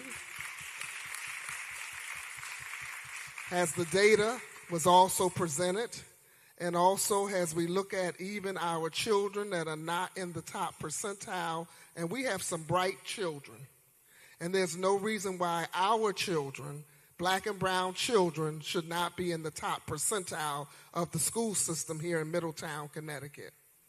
We also have our African American males, which I always remember that segment that we did, what did it mean to be black in America? And one of the things they talked about was the fact that our school system fails our African American males. And so Capital Prep has a record that shows that they have lifted our African American males. And when they were on that pipeline saying that they may go to prison or that they would be illiterate, they're in college right now. And some of them are actually graduating. So we've seen those things. My child also at Covenant Baptist Church, 3845 South Capitol Street in Washington, D.C., we had a chartered school back in the late 80s, early 90s, in which my child attended. And even today, that my child is doing extremely well. She's a APRN, have gone to the best schools, graduated from the best schools, and graduated magna cum laude. So again, I have a child that's a product of the chartered schools also. And then I also worked in the substance abuse field, in the clinical field, mental health field, and also the prison system. So I've seen the results also all the way around. And so I just believe that we have to still galvanize, that we have to do whatever we can to make sure that capital prep, we have to put the pressure, we have to go to the ballots, we have to cast our vote to make sure that capital prep is not something that's waiting for even a lawsuit, but it is going to be something that will come to fruition. I also think about what Calvin Rolock says. I'm sure you know him, the president of the United Front. The only one that can save us is us. Let's save us. Bishop, I often talk about Dr. King's last sermon, April 3rd, 1968, at Mason Temple in Memphis, when he was talking about the sanitation workers in the strike. And at one point he referenced Reverend Jesse Jackson Sr., who we recently lost. He said, Jesse, what do you call it? He said, redistribute the pain. He said that the garbage workers are feeling the pain. We need to redistribute the pain. And he talked about an economic withdrawal. I believe that when we talk about redistribute the pain, clearly the students are suffering and experiencing the pain. What do you say that this community needs to say to those weak, impotent lawmakers? How must we redistribute the pain to them? We need to continue to move forward. Again, as the president of the Minister Alliance, we need to first and foremost know that what we're talking about now is our children in our churches. Every pastor who's part of it, we have like 22 black pastors in the city. And therefore, we have numbers, and certainly we know that numbers are important when it comes to any decisions being made and change that needs to be made. Many times, people will ignore you, but as Dr. King showed us, when you come with numbers, things can happen. And so, first and foremost, we need to, as leaders in the city, to let our congregants know they are our family, so that they're our sons and our daughters who, for the last 3 years, have gone without an opportunity to be a part of a school that brings forth excellence. And so we must continue to move forward together. From a political perspective, we must, again, I've met personally with, in a meeting on 3 different occasions with Matt Lesser, and I met with the Lieutenant Governor and a few other folk in terms of the capital prep, and us being denied the right to open a school that is ours. And so my sermon, if you will, to the other pastors in the city is we've got to, one, get united, stay united, and move forward together, knowing that, again, this is not about us. It's about our children. It's about our future. And we can't stop. We can't stop. One of the things I say in the meetings I attend so often is that we're not fighting for victory. We're fighting from victory. And for fighting from victory, that means it's already ours. We just got to go and get it and continue to do so. I'm going to start back on the far side again, Elder. When we talk about politics, even though Trump helping out his white evangelical right-wing conservatives, allowing them to do politics from the pulpit, IRS still has provisions. And that is, folk cannot endorse from the pulpit. But I remind people that they can support issues. From your perspective, is this school, because you have elections this year, right? Up and down the ballot. Is the building of this school, is this the number one thing on your agenda? And do you believe that every pastor, and I'll ask each one of y'all so y'all get to answer this, do you believe that every pastor in this, every black pastor in this city and other allies should say, if a person is unwilling to support this school, they cannot come to your church? That's laying it clear on what your agenda item is. That is plain English. It is certainly on the top of my list, the school is, and that those who would come, I would certainly let it be known that they are to speak in regards to supporting the school. I would make that known. I would make that known if they should come. See, the reason, Robert, I say that is because when I look at numerous communities, there are communities that make the issue of abortion top issue. There are others that make the Second Amendment a primary issue. There are others that make tax cuts a primary issue. I am simply, and understand where I'm coming from, the Catholic Church that I was born and raised in started in my grandparents' living room. The church was 2 blocks from my grandparents' home. We lived 8 blocks from them. So my entire childhood, teenage years, spent tons of time at church. My mom was one of the 3 co-chairs of the Metropolitan Organization, an interfaith group that was citywide and statewide in Texas. So I saw how people of faith demanded issues in public policy. And to me, if the only way we send the right signal to any elected official, governor on down, you're going to have congressional elections. I don't care what the election is.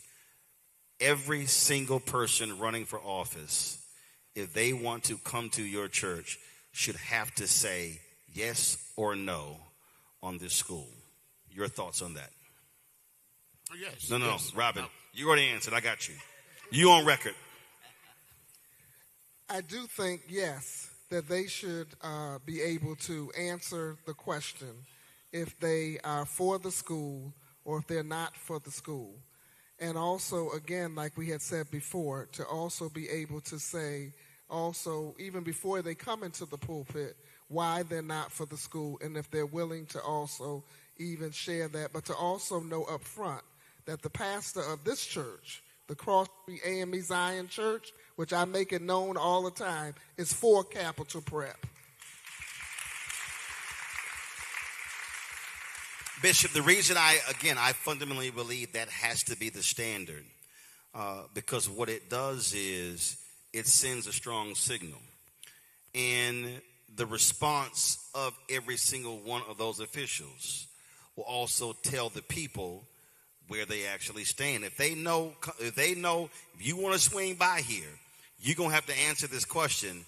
Those who choose not to show up, they've already answered that question. That's why I believe it has to be put on the table. No, I absolutely agree with you 100%. That one, again, I am on board. I am part of the committee of Capital Prep. I attend the meetings, and I've been involved in them since almost the beginning. I had to take a couple years off as I had a heart attack. God brought me through that. It wasn't because of Capital Prep. Let that be on the record. But no, you certainly can come to New Jerusalem, but you need to know where I stand on Capital Prep and the importance of Capital Prep and why Capital Prep is there. And so you let it be known that in coming in, the question will be asked, why or why not will you come? Because so often in our churches, I'm sure that you're probably aware of this, that when election time comes, all these politicians, they want to come into your church, right? You know, and they want to come in and smile at you with their agendas, and many of them are not real agendas to begin with. They're just lying and going forward with what they said.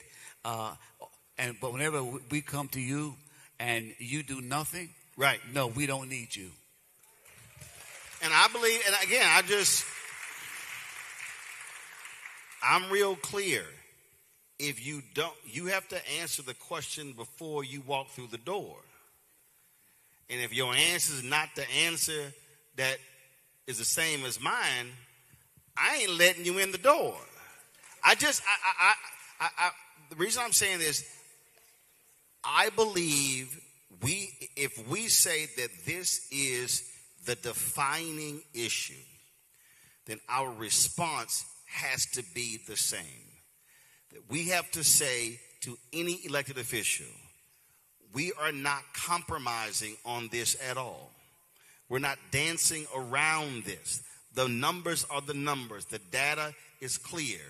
It's not like you're arguing for the second or third ranked school. What you're saying is we want the number one school in our city, and you're standing in the way. And I think as a community, as African Americans, and too often I believe what we have done across this country, we have made compromises on some things. And for me, if I'm living here in Middletown, I'm saying to anybody, I will not compromise on this issue. If you stand against this, then you are standing against black people. You're standing against Latinos and development of this.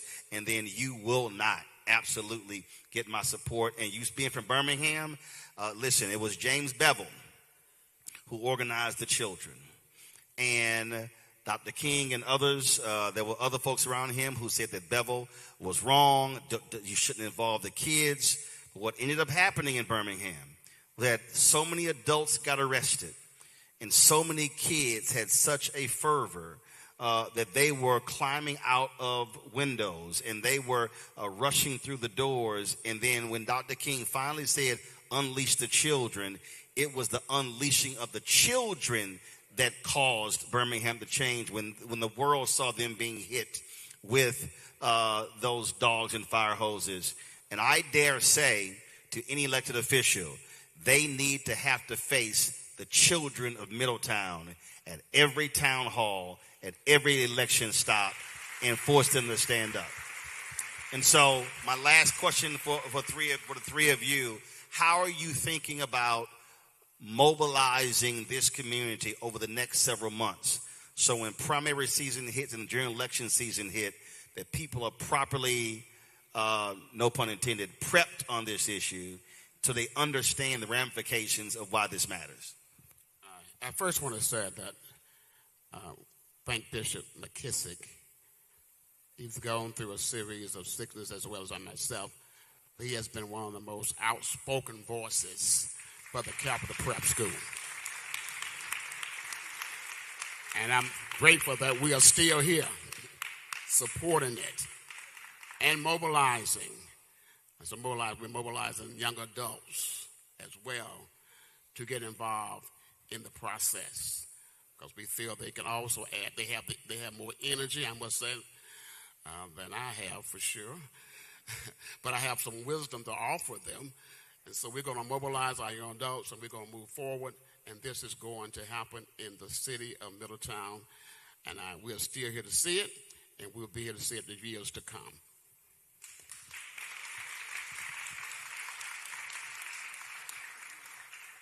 I think the mere fact that we're all here tonight at the Cross Street AME Zion Church also says, and also Sister Michelle Clay, who's a member of the Cross Street AME Zion Church, who's also chairing this capital prep effort.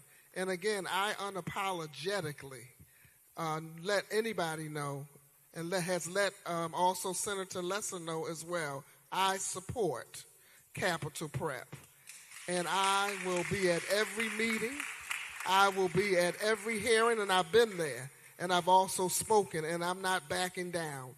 And so I think it's important also that we continue to talk about to the community, to our congregations, that they also have the facts as well. And so it was good to have the data here today, but to continue to share that data and to continue to, again, as I mentioned before, this has got to be about all of us galvanizing and coming together and being relentless about the fact that we're just not going to stop no matter what it takes until capital prep is here in Middletown. And I want to also say thank you, Bishop McKissick, also for all that you do and also your commitment also, even when you were sick, you were still committed. Bishop? Again, in terms of mobilization, I will continue to do my part to try to continue to push the Minister Alliance the pastors of the churches to become more involved themselves, to get their membership involved in this movement, because it certainly is a movement now that we are on. And the truth of the matter is, it's more than just Middletown ultimately, because as we look around this country we're living in right now, taking books away from our children, taking our history back from school, from regular school systems, from having these areas now changed where the black vote is no longer has its power force it once had. If we stop at all with anything, we're making a grave mistake. Too many people have died. Too many people have shed blood and sacrificed too much for us to stop, to give in, and to go back down. And most importantly, we've got to let our children see that we are serious about their educations, so they will be serious, and to continue from generation to generation. Because somebody said a long time ago, we shall and we will overcome.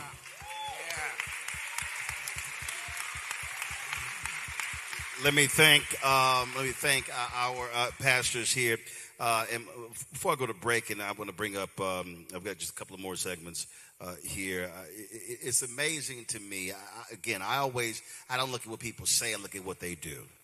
And as y'all were talking, I sat here and I went to Instagram. And on May 5th, your state senator posted a photo saying, "Thank you, Governor Lamont, for signing our new state civil rights law and standing up to federal overreach." And I would say you cannot be credible praising the signing of a civil rights law if you're standing in the way of your own district's kids being taught. What that says to me is that you don't actually support civil rights, because a proper education is also civil rights. It is, education has an economic outcome. This cannot be denied. So I don't make any excuses whatsoever, and he needs to answer this. And Senator Lesner needs to understand, we're going to call your office every day. He needs to understand I've got 5 million social media followers. And I'm going to gladly put your photo on all of my pages. Put your email on all of my pages. Put your phone number on all of my pages. And you are going to have to answer, why are you standing in the way of educational progress for Black and Latino kids in this city? And last point, he posted on May 4th that he brought $8 million to Middletown, $2.7 million to Rocky Hill, $1.5 million to Newington, $746,000 to Weathersfield, $573,000 to Cromwell. He listed a total of $128 million. First of all, I don't know how he got $128 million, because 8 million plus 2.7 is 10.7, plus 1.5 is 12.2. 746,000 is 12.9, and another 573 comes to 13.4. Not quite sure how we got to 120 million, but this is what I find to be interesting. He said, quote, "I'm thrilled to report that our state budget has secured a historic investment in the towns of the 9th Senate District. This funding makes our towns more affordable, invests in our schools, and supports seniors and people with disabilities." Except there's a few million that was left out that should be in here if he wasn't standing in the way. Let me thank our panel. Quick break. Going to come back and talk to a couple of co-chairs at Capitol Prep. You're watching Roland Martin Unfiltered on the Black Star Network.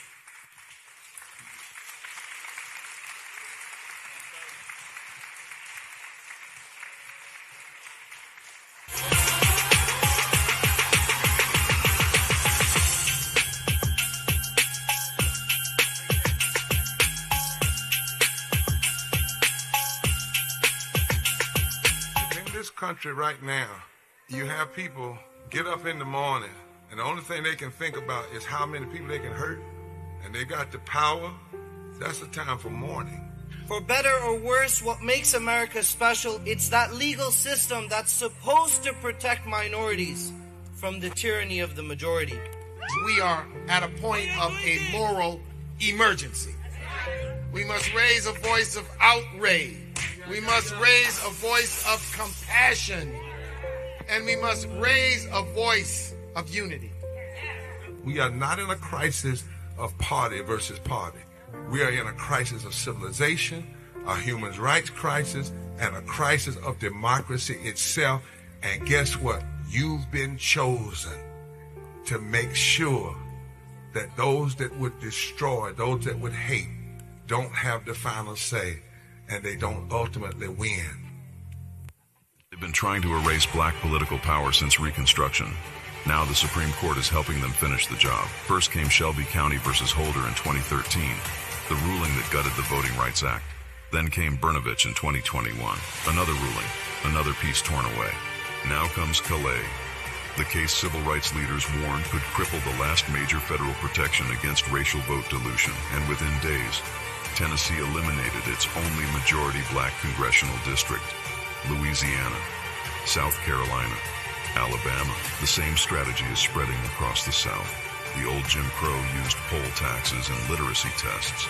The new Jim Crow uses gerrymandered maps, voter roll purges, polling place closures, and court rulings that make black communities politically invisible. But this story doesn't end in a courtroom. It moves to Selma. May 16th is a national day of action. Faith leaders will gather at the Edmund Pettus Bridge at 9 a.m. A mass rally follows at the Alabama State Capitol from 1 to 5 p.m. 1965 was Freedom Summer. This is Freedom Summer 2.0 because they are still trying to erase black political power, and we will not bow.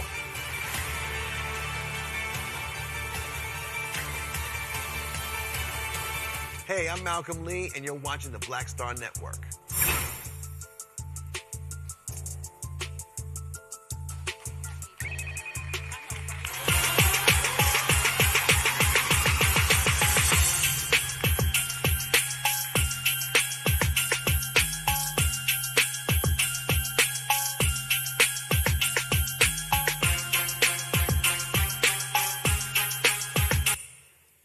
Welcome back, Cross Street AME Zion Church. Joining us now, Michelle Clay, co-chair, Capitol Prep Middletown Planning Committee. Yvette Highsmith, founding member of the Capitol Prep Middletown Planning Committee. Glad to have both of y'all here. All right, so talk about this planning committee. How long have y'all been active, and how's it been going? So we started the planning committee in early 2023. And, but the planning for Capitol Prep Middletown actually happened 20 years ago, because when Dr. Perry opened Capitol Prep in Hartford, everybody here in Middletown was not happy about that.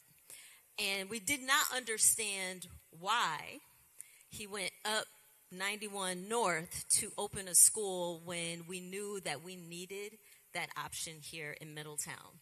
So the seed was planted then. Now, what you're really saying is y'all were cussing him out for 20 Basically. years.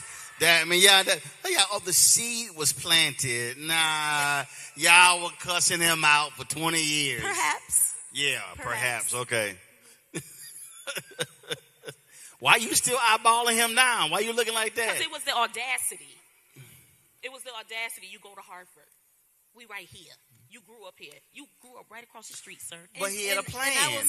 But I would say Middletown has not had other public options. And so my family, 3 generations of my family were educated here in the Middletown public school system. And I was, lived in financial poverty, grew up in public housing in the village, and we were not expected to achieve. But I had a mother who, even though she had an 11th grade education from rural North Carolina, spoke into me and said, "You're going to college. You're going to college." And she meant it. And but I had guidance counselors who, because I did not have Mr. Saunders, who said to me, maybe you want to think about another option. How is your family going to pay for college? How are you? Yeah, you have the grades. They're throwing doubt. Just throwing doubt. Not affirming, doubt. But I had a mother who was there and said, you don't listen to them, you're going to college. And so we knew that we needed another option for our children. And so we weren't mad at Steve, but we didn't understand why we were getting skipped over again. And so fast forward to 2023, we didn't understand why we're getting skipped over again. And no one was able to give an explanation as to why the application that scored the highest, the application that superseded any other application around community support, was being challenged and questioned. And we are not settling for that. It's long over in our community being skipped over. See, that for me is probably the thing that ticks me off the most. Agreed. You can't even give an answer. Agreed. They've never given an answer.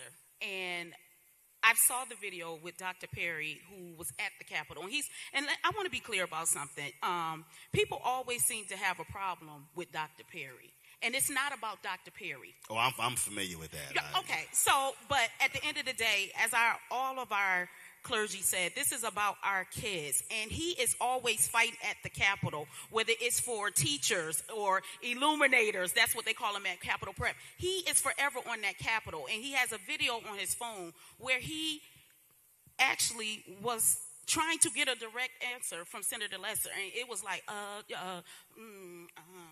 I didn't, no, I didn't say that. And it's like, either you do and either you don't. And I've had people say, at the Capitol, I support Capitol Prep, but I got to work from behind the scenes.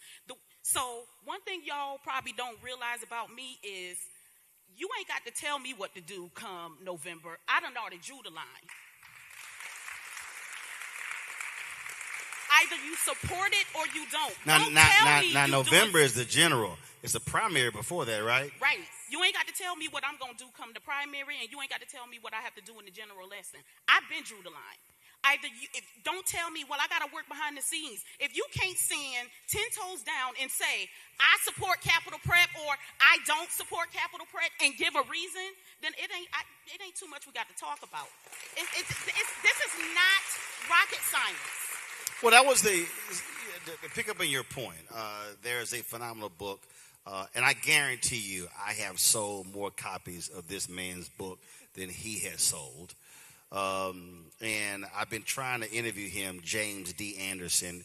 I know you're working on a new book, but you need to come do the interview. So James D. Anderson wrote a book called The Education of Blacks in the South, 1860 to 1935. It's a fascinating book. And one of the things, what you just talked about with your mother, the period when slavery ended, there was an absolute fervor for education among African Americans. Formerly enslaved people of African descent figured out real quick that if they could kill us for reading, it must be something that is so powerful about an education. When you quoted Frederick Douglass, the overseer's wife, the master's wife, something so powerful. And what was interesting is that when many of the white abolitionists, when they said, we've got to go down south to educate these poor black folks, they came down. 500 schools had already been started.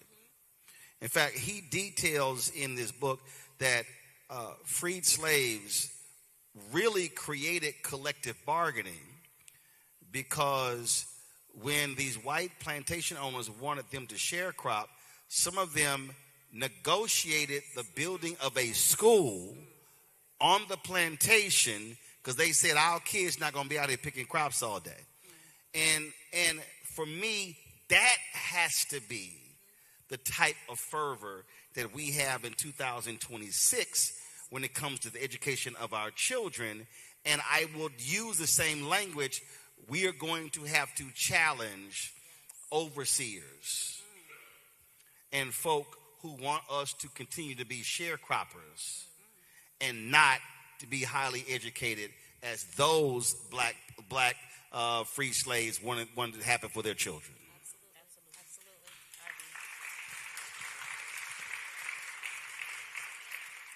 One of the things that has baffled me about this whole situation is you cannot argue the data. So the outcomes in this beautiful community are horrible in our school system. And so I don't have an issue with somebody taking an issue with capital prep, because that's a choice.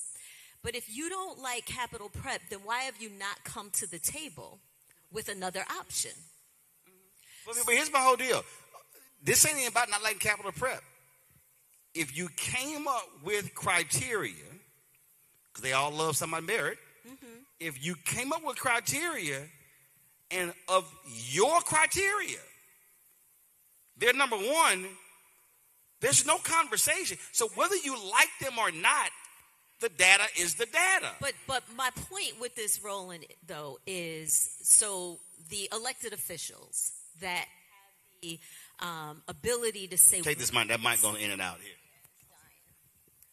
The ones who have the ability to say what gets on the budget and what doesn't. If those individuals have an issue with capital prep, why have they not come and said one of two things or both and? We need to remediate the Middletown public school system so that we get the outcome that our children are deserving of. Or number two, let's present another public option in the community.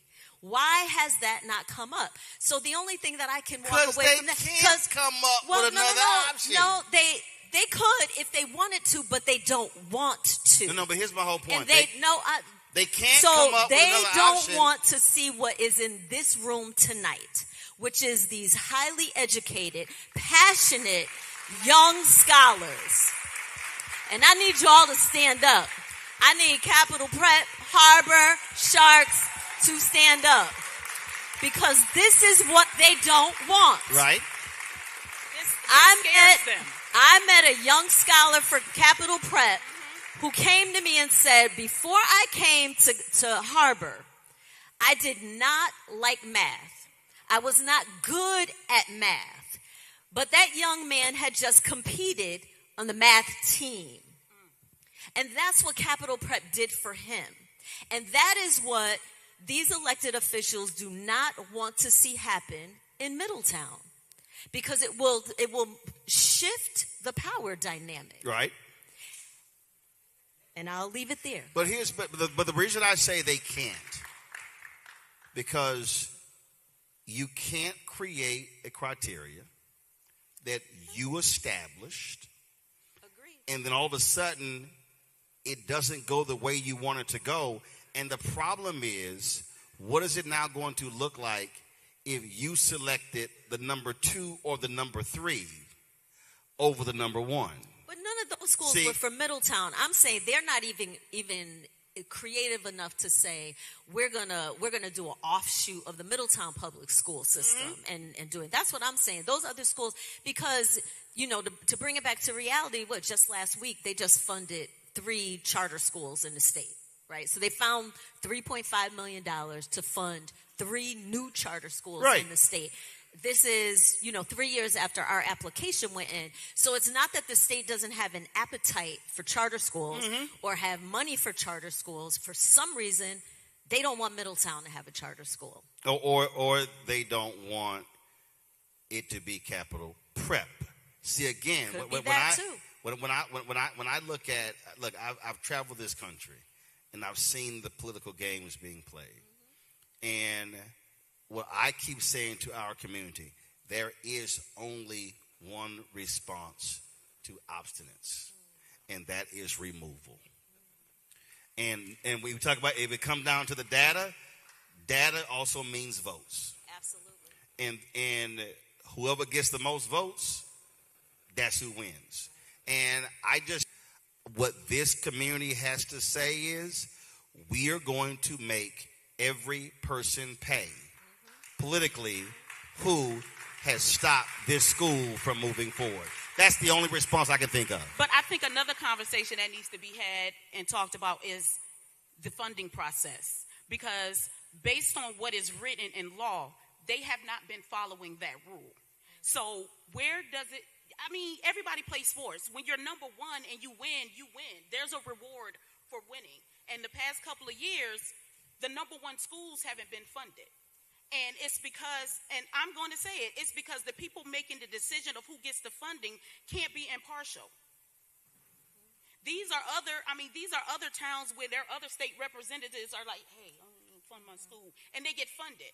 And how many times, so it's election time, people have called me and said, hey, they've been calling me. Somebody called me and they were like, whatever, do I have your vote? And she's like, no, you don't have my vote.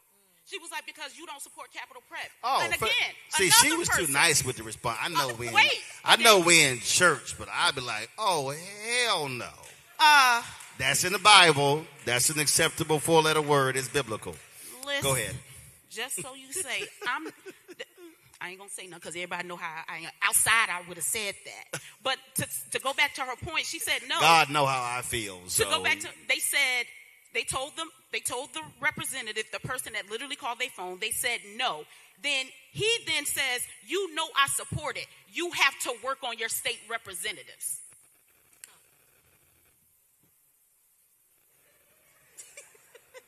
And also, if you the governor, come out publicly and campaign hard for it. How about if you so that was the governor? She said it was the governor. So I will say this here. If Governor Ned Lamont support this, then Ned Lamont should come to Middletown and do a town hall. Right. Is he running again? Yes. Oh, he on the ballot too? Yes. Oh, absolutely. Y'all, I'll be, as Bernie Mac said, cut him to the white meat.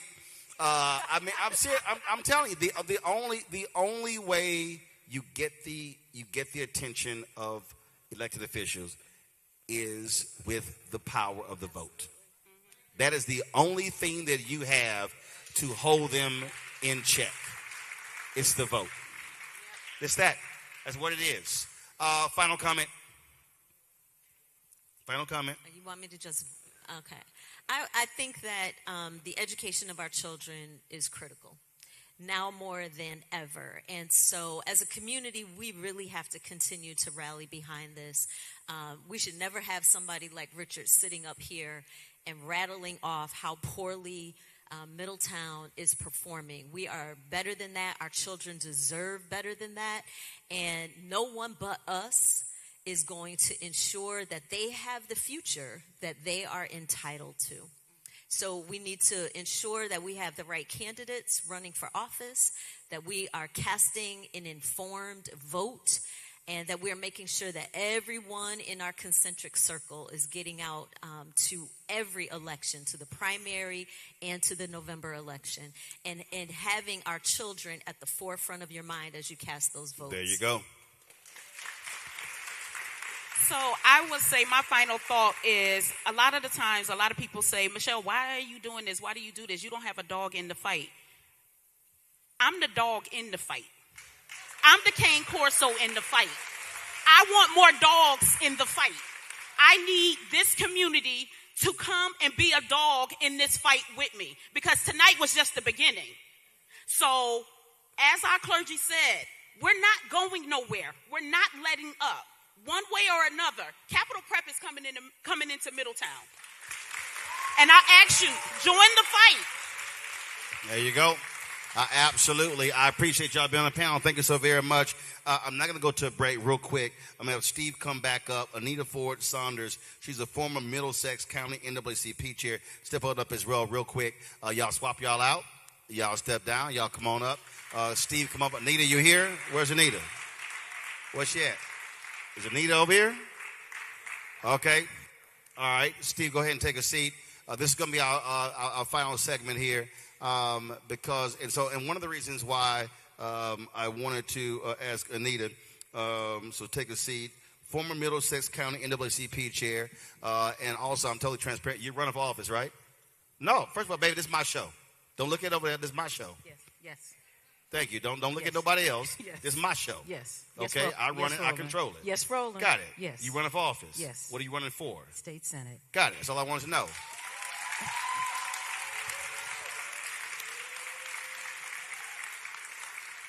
So, formerly run the NAACP, what do you see? Churches are one thing, parents are one thing. What do you see among grassroots organizations around this issue in this city? Are they mobilized? Are they focused on this issue? I think we're not mobilized enough. I think that we're focused, but because it's on an intimate basis, on a one-to-one basis, because it's one child after another child. And as being the former president of the NAACP, I cannot tell you how many times I've had parents, administrators of color call our office, call me and say, I've been harassed. I have not been dealt with fairly. Everyone from paras to custodians to administrators, heads of departments, the parents, and the young children. They're not being treated fairly, so we're always dealing with it on a more intimate basis, a one-to-one basis. So we need to mobilize. Is it because folk are afraid to be public with it? And I've experienced it in other places where folk, I don't really want to ruffle feathers. I don't really want to say anything. But my deal is, if our kids are getting screwed, you being quiet ain't helping nobody. No, it's not. It's not helping. When I'm married to the wonderful Leslie Saunders, guidance counselor to the world. Our kids went to public school. He was a public school teacher.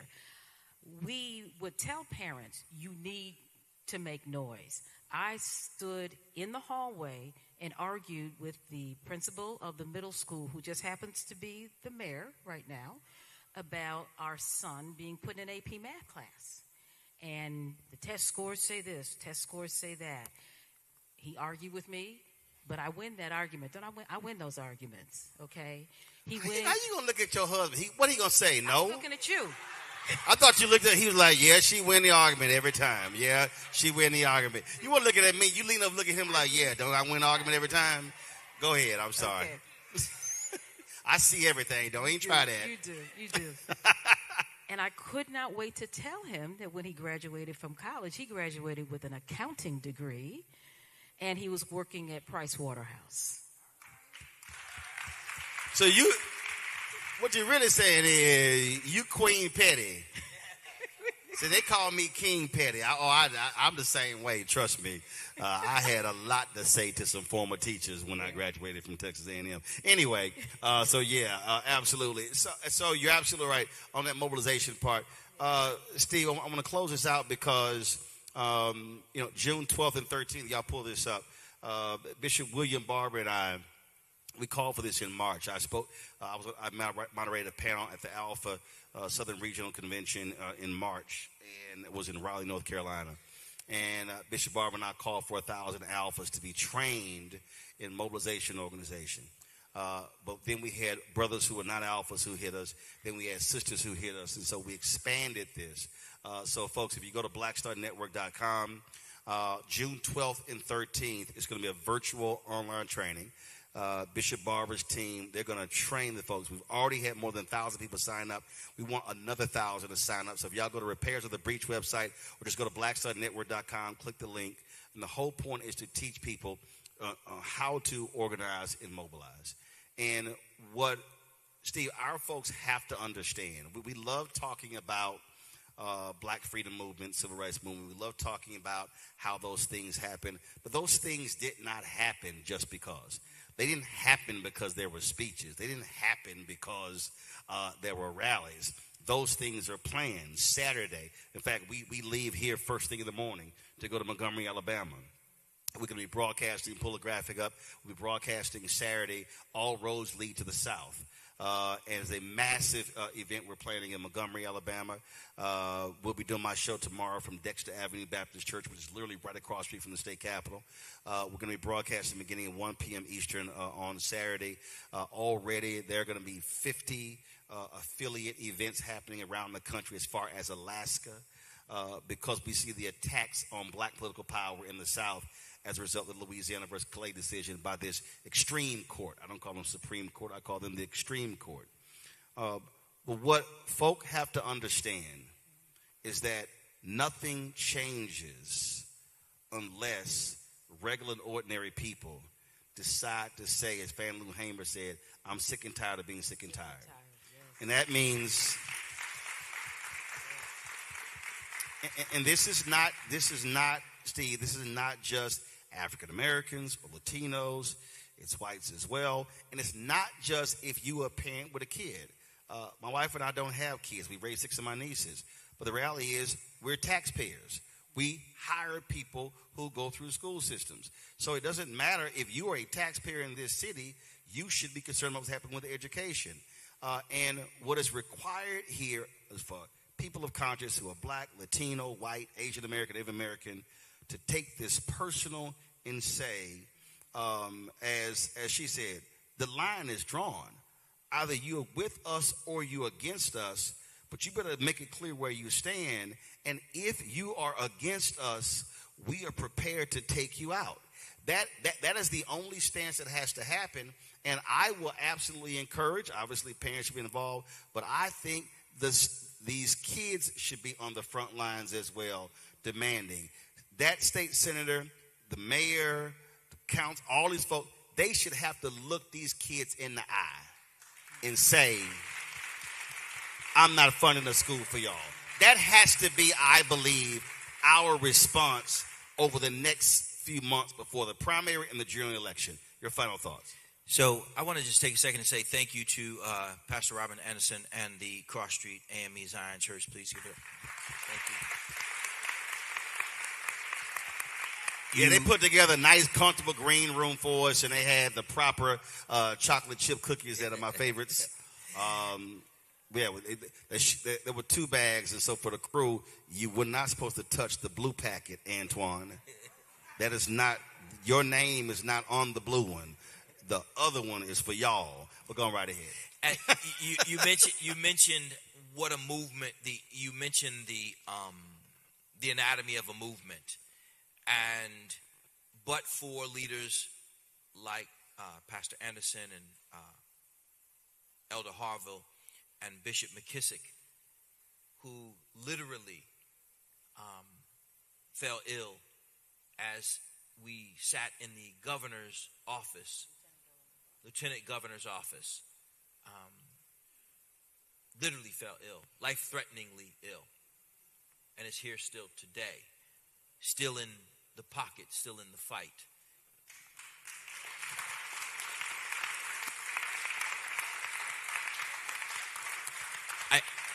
I also want to quickly remind people that Roland and his team invited every single legislator who has anything to do with this topic. Dare any one of them say that anything was done other than give them the opportunity to stand before the children and community and speak their piece? They said no. They said no. And they could have joined in person or virtual. They still said no.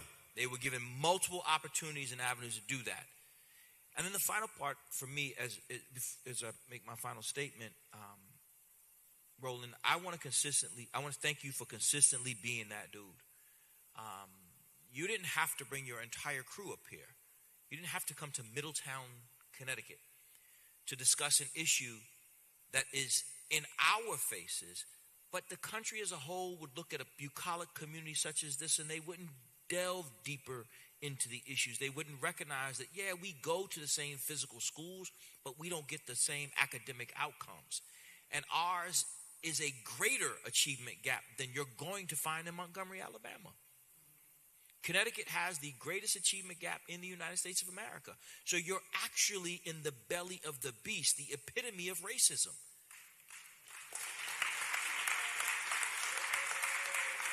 So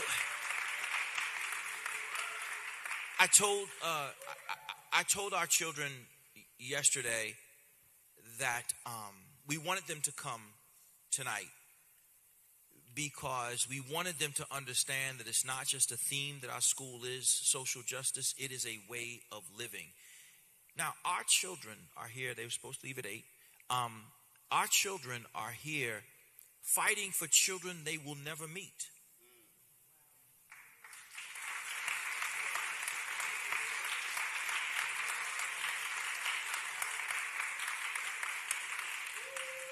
They are here tonight because they believe that that which is given to them should be given to other children like them.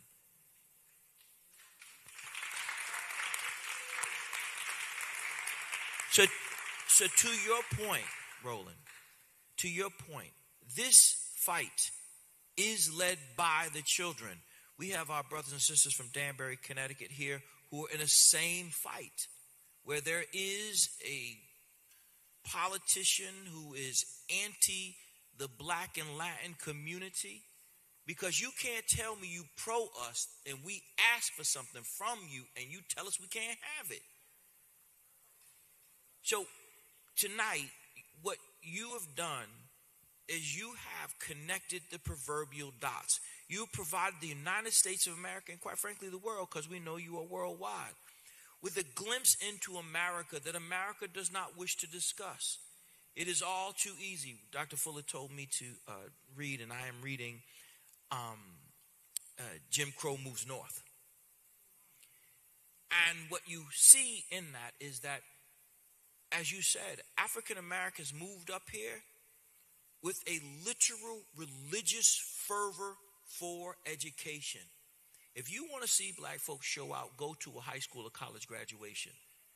For us, it is a literal religious experience. Literal religious experience. And so I say tonight that people in places far less auspicious than this fantastic chapel have done greater things than we are calling for today. Ours is a very simple task. Our task is to make sure that we, as a community, show the children who we are, that we stand on business.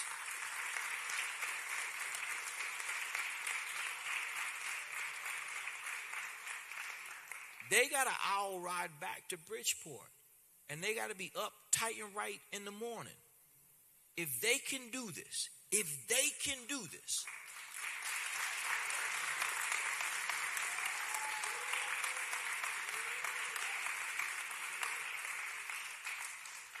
then not one of us is ever too busy or too tired. So I want to thank every single body here. Y'all didn't have to come out tonight, but you did. And my sincere hope is that you found what you were looking for when you came. Roland, I am here because I have been raised to be here. My family, my extended family, and our community. But we're all here for one reason, and that is because no one can convince us that our children are not the most intelligent children on earth.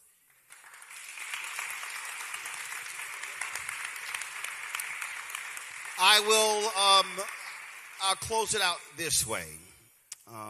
We are 21 miles and 36 minutes away from Yale University. If you want to talk about Connecticut and its unwillingness to educate black people, understand that the nation's first HBCU was supposed to be in New Haven, Connecticut. But it was the Ivy League institution, Yale, that completely block that and shut it down from happening. What that says is that this state has a long history of trying to stop black educational advancement. You also have often heard me say that when we talk about our heroes and sheroes, we talk about A. Philip Randolph, we talk about Septima Clark and Constance Baker Motley and Diane Nash and James Bevel and Dr. King and Andrew Young and James Orange and Fred Shuttlesworth, and the list goes on and on and on. We often recite those names during MLK's birthday. We talk about it during Black History Month. We talk about these figures all the time. We talk about Bloody Sunday and the foot soldiers. We talk about the children in Birmingham. We talk about Harriet Tubman. We talk about all of these historic figures. And I dare say that whenever we do that, which we should do, what we have to recognize is that those, in all those cases, there were regular, ordinary people who chose to care enough about an issue to do extraordinary things. There were black people who washed bedpans, who folded sheets, who raised other people's children, who cut grass, and who were janitors.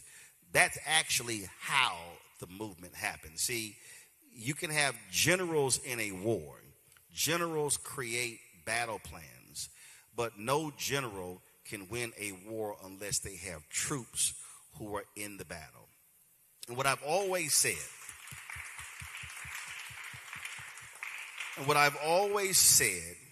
is that it will be a shame 20, 30 years from now in Middletown, in Connecticut, in the cities across this country, where we are talking about what they did, and we're not talking about what we did today. Which means that this is an opportunity for this generation. I see young folks talking about, oh, if I was alive, I wouldn't have done that. Well, now is the moment for this generation to answer that call. Now is the moment for this generation to fight for the education of black children the same way they did post-Brown versus Board of Education, which did not happen so easily. Now is the time for this generation to tell modern-day Bull Connors that if you are standing in the way of black advancement, you might say the right things. You might tout a civil rights bill on your Instagram page. But if you are blocking the educational advancement of black and Latino children, you are no different than Jim Clark in Mississippi. You're no different than Bull Connor in Alabama. The only difference is you have a smile on your face.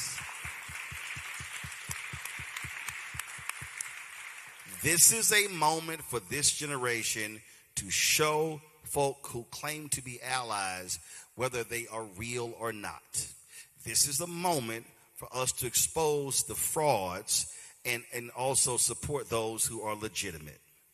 So when Steve told me about this, he is on my show, I said, you know what, we're going to bring the show there. And we're going to ask them these questions because it's important that the issues be highlighted. And the reason independent black-owned media is so important, because the reality is MS Now and CNN and Fox News and ABC and NBC and CBS would never come here to have this conversation. Oh, they will have numerous discussions about black incarceration. They'll have numerous conversations about pathology, black pathology, but they will not challenge largely white elected officials who are standing in the way of black progress. And so for everybody who's watching, no matter what city, town, or state you're living in, there are people where you live who are doing the exact same thing. And what has to happen is for this generation to decide no more. Enough is enough. If you are not on our side, then you are against us. And I challenge this community from this point forward, use the month of May and June and July in August. And when that primary hits, you make it perfectly clear, if you do not stand with us, you will not be in office. This has to be the issue for our community, and this is one we cannot turn our backs on, because the reality is no one knows who the next black billionaire or millionaire or television anchor or entrepreneur or teacher or principal is. And if these black children today, and Latino kids, and also white kids, if they do not have a shot at a better life, it will be because of what happened K through 12. And we simply cannot allow that to happen. And so if those folks are standing in the way, I need everyone here to say to them what my frat brother, my alpha brother, one of our founders, Vertner Woodson Tandy, said. He said that we will fight until hell freezes over, and then we will fight on the ice. Let me thank Cross Street AME Zion Church. We thank the pastor. Let me thank Dr. Steve Perry, Capital Prep, all the students here. Y'all stand up. Give me a wide shot. Give it up for all these students, y'all. Looking great. Folks, be sure to support the work that we do. Join our Bring the Funk fan club. Contribute via Cash App and credit cards. Use Stripe. You see it on the screen. Also, of course, go to blackstarnetwork.com. Check your money order. Make it payable to Roland Martin Unfiltered, P.O. Box 57196, Washington, D.C. 20037-0196. PayPal is R. Martin Unfiltered. Venmo, RM Unfiltered. Zelle, Roland at RolandSMartin.com. Roland at RolandMartinUnfiltered.com. Download the Black Star Network app. Apple phone, Android phone, Apple TV, Android TV, Roku, Amazon Fire TV, Samsung Smart TV. Y'all want to get our Roland Martin Unfiltered swag, go to shopblackstarnetwork.com for our hats, t-shirts, all that good stuff.